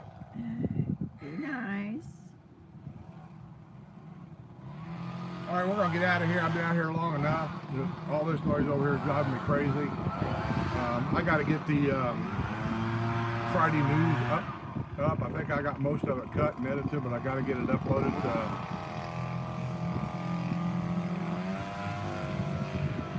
How many times has he got to walk around here with Just that damn do machine? what you're doing. You know, there was a thing at work. My boss told me this, and I think that's what these guys do. He said, if you ain't got nothing to do, he said, look like you're busy. So we used to sometimes just sit around on the workbench with our hammer when nobody was looking, and we'd pound on the bench for a while because the supervisor in the back room would hear this noise. He'd think we were doing something, and we weren't doing anything. I think that's what this guy does. He just roams around blowing, and he's not doing anything. Anyway, He's doing his job. he has no job. Oh. He's probably on a work release program. You're bad. You are bad.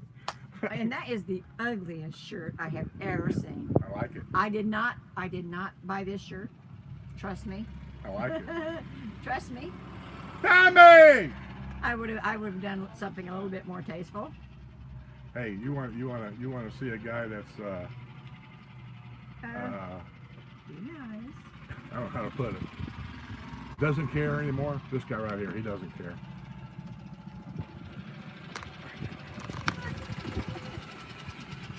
Hi, Tommy. Hi, kids. Tommy! I've been calling you. You never call back? What's the matter with He you? never answers his phone. I called you a half a dozen times and you never called me back one time. Well, let's argue about it. Yeah. But I called you several times. I was going to bring a couple of beers down there and visit for a I while. had a bunch of Yinglings, but I had to throw them away. They got so old. You're never home. I'm home every day. All You day. say that until I call down there, and here's what I get. I hop on I've the got car. to run down to City Fire or something. I got to run to the doctor or something. Or you'll tell me, call me in a little bit. I'm going to take a nap. So then I say always, when you get up, call me. You never call. You need to That practice tells it. you something, doesn't it? So what are you doing today? I'm going to the computer store. As soon as he calls. See, you're not going to be home again today.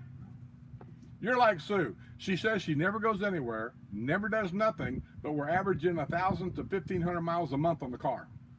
I've had that car since May. It's got 800 miles on it. Is 800? Yeah. 800 miles of not going anywhere.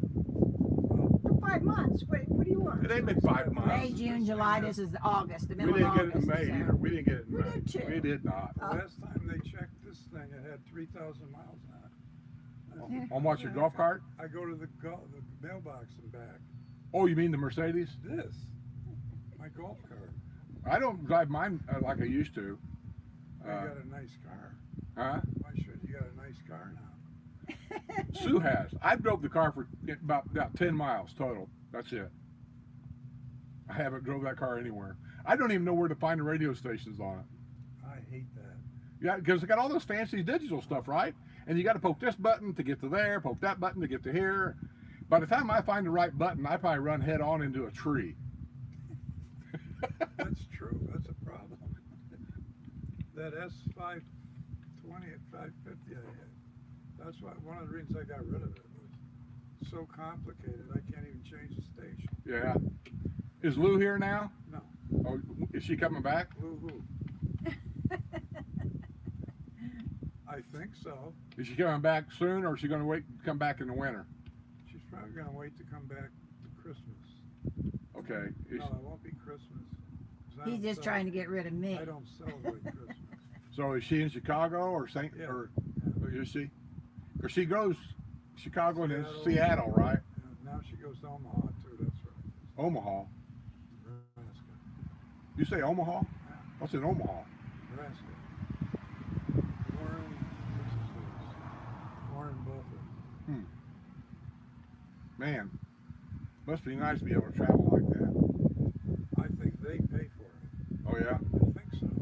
I know the one in Seattle does. Yeah. I'd like to take my motorhome and disappear for about 3 or 4 weeks, I but thought you might have been because I've stopped by yours. the price of gas. Huh? The gas prices. Well, they're coming down according to Joe. Yeah, I think it was 322 Yeah. yesterday. Yeah. Depending on where you go, 322, We're gonna 329. do something to make it go back up.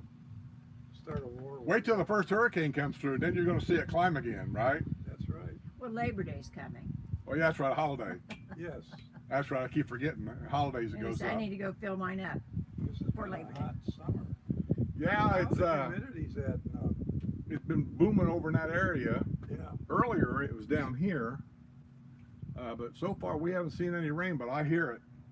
Yeah. See, they got a house for sale over there on Ichabod. Where's the house for sale? 3340. You know the guy with the golfer out front?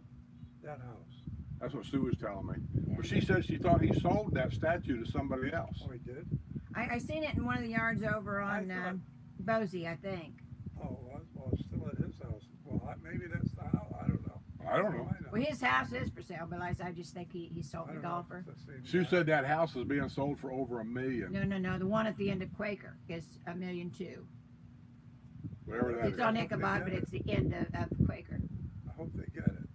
I do. Me too. They could put That it means in my the house is back, worth a like half a my million then, backyard. right? I mean, prices are coming down now. Yeah, they are. Yeah, I watch the paper I'm every not day and they are selling. coming down. Because When are you going back to Texas? Well, if I go back to Texas, it won't be till next March. Next March. Yeah, I go down in March. Why so long? Well, the temperature's good down there in March. You know, 70s Yeah, in the it is. day, It's like here. 60s at night. Yeah, it is nice. Yeah, after that, if down there it's a lot like it is here, after that it starts to heat up really fast. I know, I lived there.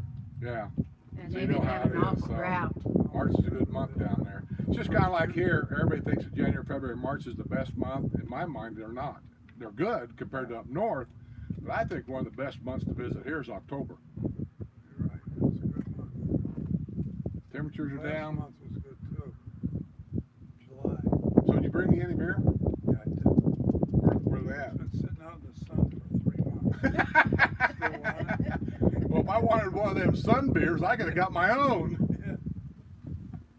So how did you using Newland? Yes, Huh? Huh?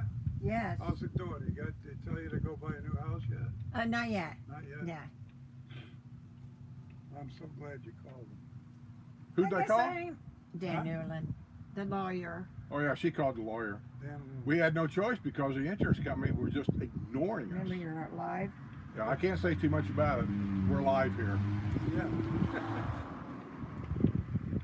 Say hi to everybody, by the way. Do you? Yeah. Sure you do. I'm telling you, you're live. Yeah, that's true. We're alive. I don't think he believes us. Oh well, I and think now it- we Well, got when you go home, You don't know anybody here. Let's see the here. beer turned off. I think your moderators have left, and we're getting Oh, the okay. porn now. Okay. All right, we're gonna get out of here, guys. We appreciate it. I just thought I'd let you see my probably my only friend left in this whole neighborhood now is Tommy. So we'll see you guys later. Thanks for coming.